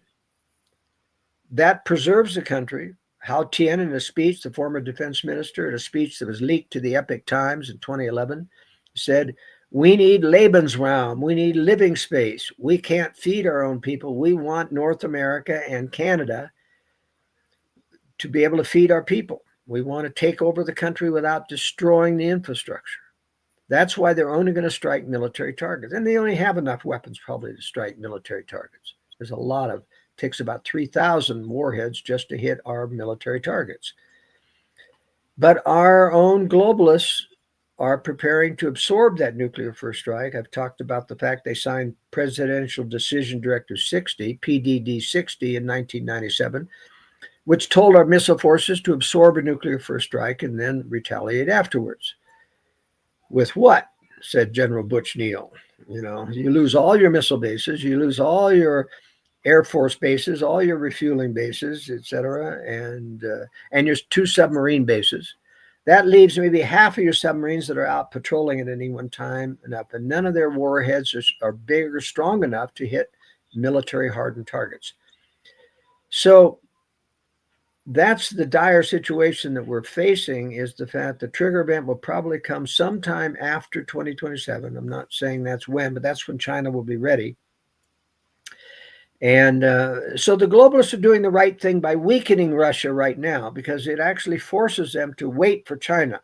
They can't nuke independent of them, because Russian military has been extremely weak. And that's what happened in Syria, for example. Russia was backing up the Assad regime, and it pulled out most of their military forces and let Syria be vulnerable to the U.S.-backed terrorist movements in there. And it's very complex what's going on in Syria. Turkey and Israel have been involved in backing ISIS for many years, which is a U.S. deep state operation. It took about half the jihadists they imported into Syria for the civil war and made them into ISIS.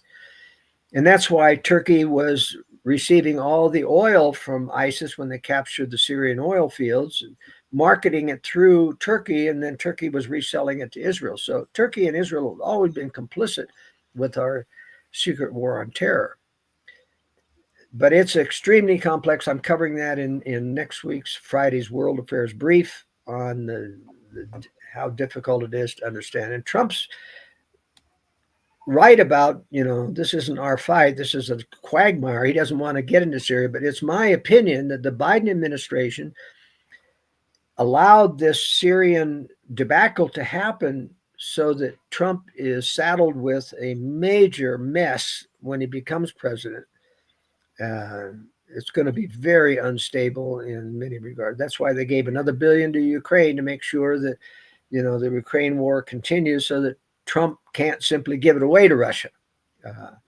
As I say, remember, the deep state's on the correct path in terms of seeing Russia as the existential enemy that it is, even though it has been responsible for building that enemy. And that's why they're attacking them now, so they aren't held accountable for having built Russia and built China. Well, Hillary Clinton did the same thing with Benghazi and what was happening Exactly. down there. I mean, that's a known strategy of, that they've done. And, you can look at Biden, and Biden bombed Syria day one. Yeah. Day one. I mean, the constant wars and the provocations and such, this got to stop, because it's hurting, it's just hurting people. It's just unfortunate, but I think this is where we all seriously pray, right?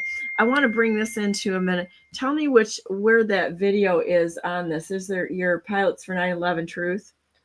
Which one is the video? Well, it's under the paywall, unfortunately. Attack on the Pentagon. That might be one of them, but scroll back up on the beginning. It's under one of the 9/11 attack videos. I'd like to see the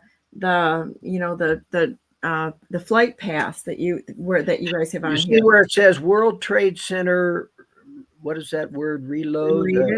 American 77? Yeah. Yeah, it will be under that, I'm sure. Let's see if it's here.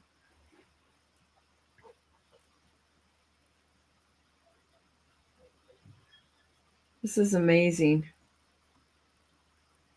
But somewhere buried in that site, and I've had the video for many years since it came out, but it's quite dramatic to see those radar tracks go out and have those airplanes from the west come and do a 360-degree circle and then take off in different directions. It's really quite dramatic.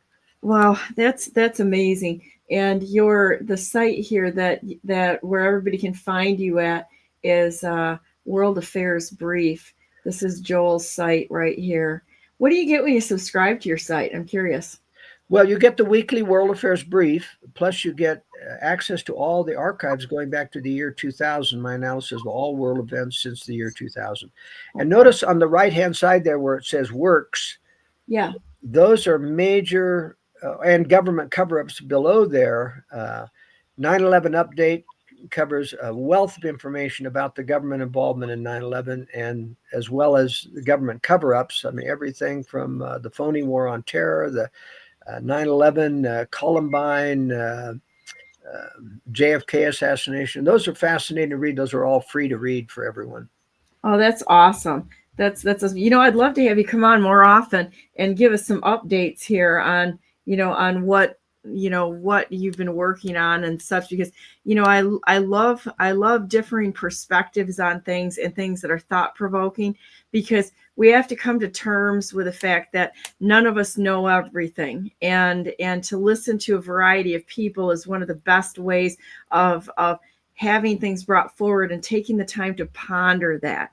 And I think that that's important. But I would love to have you come on again and go through some more of this stuff so that we can become more familiar with it, if you would. This part of the show, I always do a prayer and then we do closing remarks and such. So would you like to pray, or would you like me to? I'd be happy to pray. I would love that, Joel. Okay. Our kind and loving Heavenly Father, we are thankful for the opportunity to speak together about the truth, about what's going on in the world. We pray that our eyes will always be open, that we'll have the Spirit of the Lord, thy Spirit, to be able to help us detect wolves in sheep's clothing. And we say this in the name of your Son, Jesus Christ. Amen. Amen. Thank you so much, Joel. That's so nice. Do you have any closing remarks here? And then I'm going to end the broadcast and we'll be able to talk for a few minutes after the broadcast ends. But do you have anything else that you really want people to know today? And then Joel will come back on again, I'm sure, and we'll continue this discussion on. Yes. Well, I have a special piece on both of my websites called The Still Small Voice of Conscience.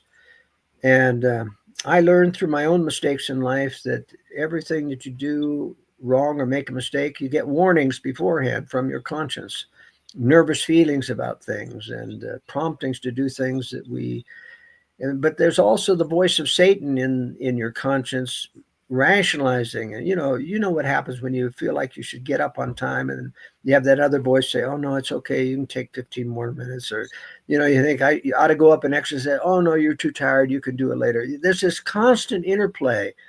And when you learn to recognize the true voice of the Lord versus the rationalizations of Satan, life goes better.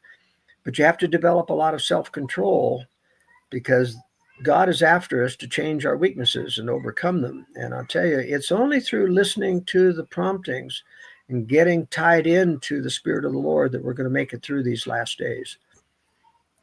I agree with that so much. And that walk, as I tell everybody, get in your Bible, start studying, doing some studying, and take time to step away from some of this and just spend time with God, talking and praying with him. He'll show us everything that we need. He'll open doors, he'll close doors. He will truly lead us forward.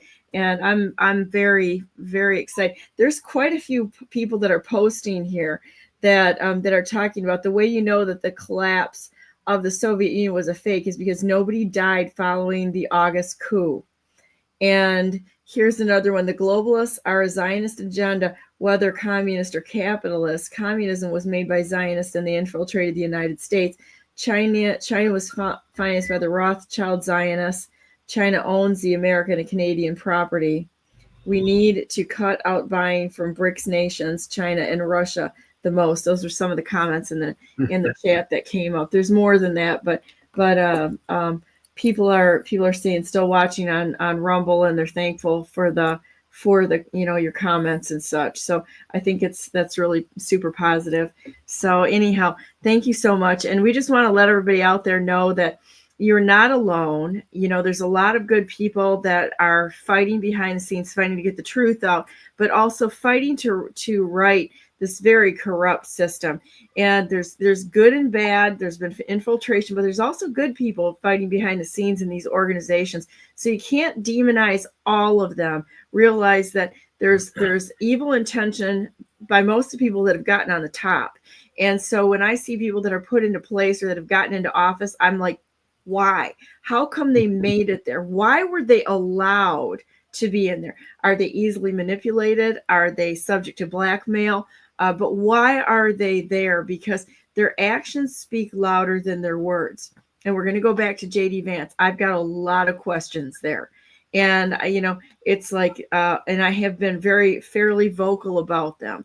So Jonathan Cagle has done a wonderful job connecting the dots on a lot of these people. Wonderful researcher who has done an amazing job connecting the economic dots between the people that are in play right now and what the money flow is. And when we see that, we're going to have to ask some questions, some really hard questions. Are we part of this? By jumping into the system and not walking away because of money or self-gain. And every single person needs to ask these questions, not just the people in office, but us as individuals. I see people that, say have sold farmland. And that the Chinese are absolutely involved in it with the foreign money and such. They're also involved in it. If they're taking a payout, it's also a problem. So, but with that said, what we're going to do is, if you haven't had a good example, it's time to step up and be a good example, and to stand when things are wrong. Even if you're taking intense criticism and such, we still have to do the right thing. So if you don't have a good example, be a good example. And with that said, God bless you all. God bless all those whom you love, and God bless America. Go out and make it a great day. We're here living for the Lord, and we are here on a work visa. In fact, I'm here on a work visa. This isn't my home. And I think all of us who serve God can say the same thing, is that this isn't our home.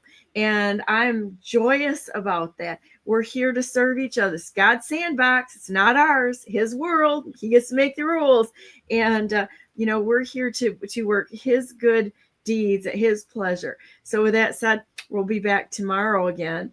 And I've got a whistleblower on tomorrow, as well as John Tater in the morning. And we're going to continue to march forward to this. And thank you, Joel, so much for your insight. We'll stay on the line. I'm going to end the broadcast, and we'll see you all tomorrow. Remember, you're all loved. Continue going forward, knowing that you are loved, that you're never alone. God walks with you, and He sends the Holy Spirit to give you everything you need to make it through any situation that you're facing. He will never call you to do something that He doesn't equip you for. So stay on the line, Joel, and everybody else. See you tomorrow.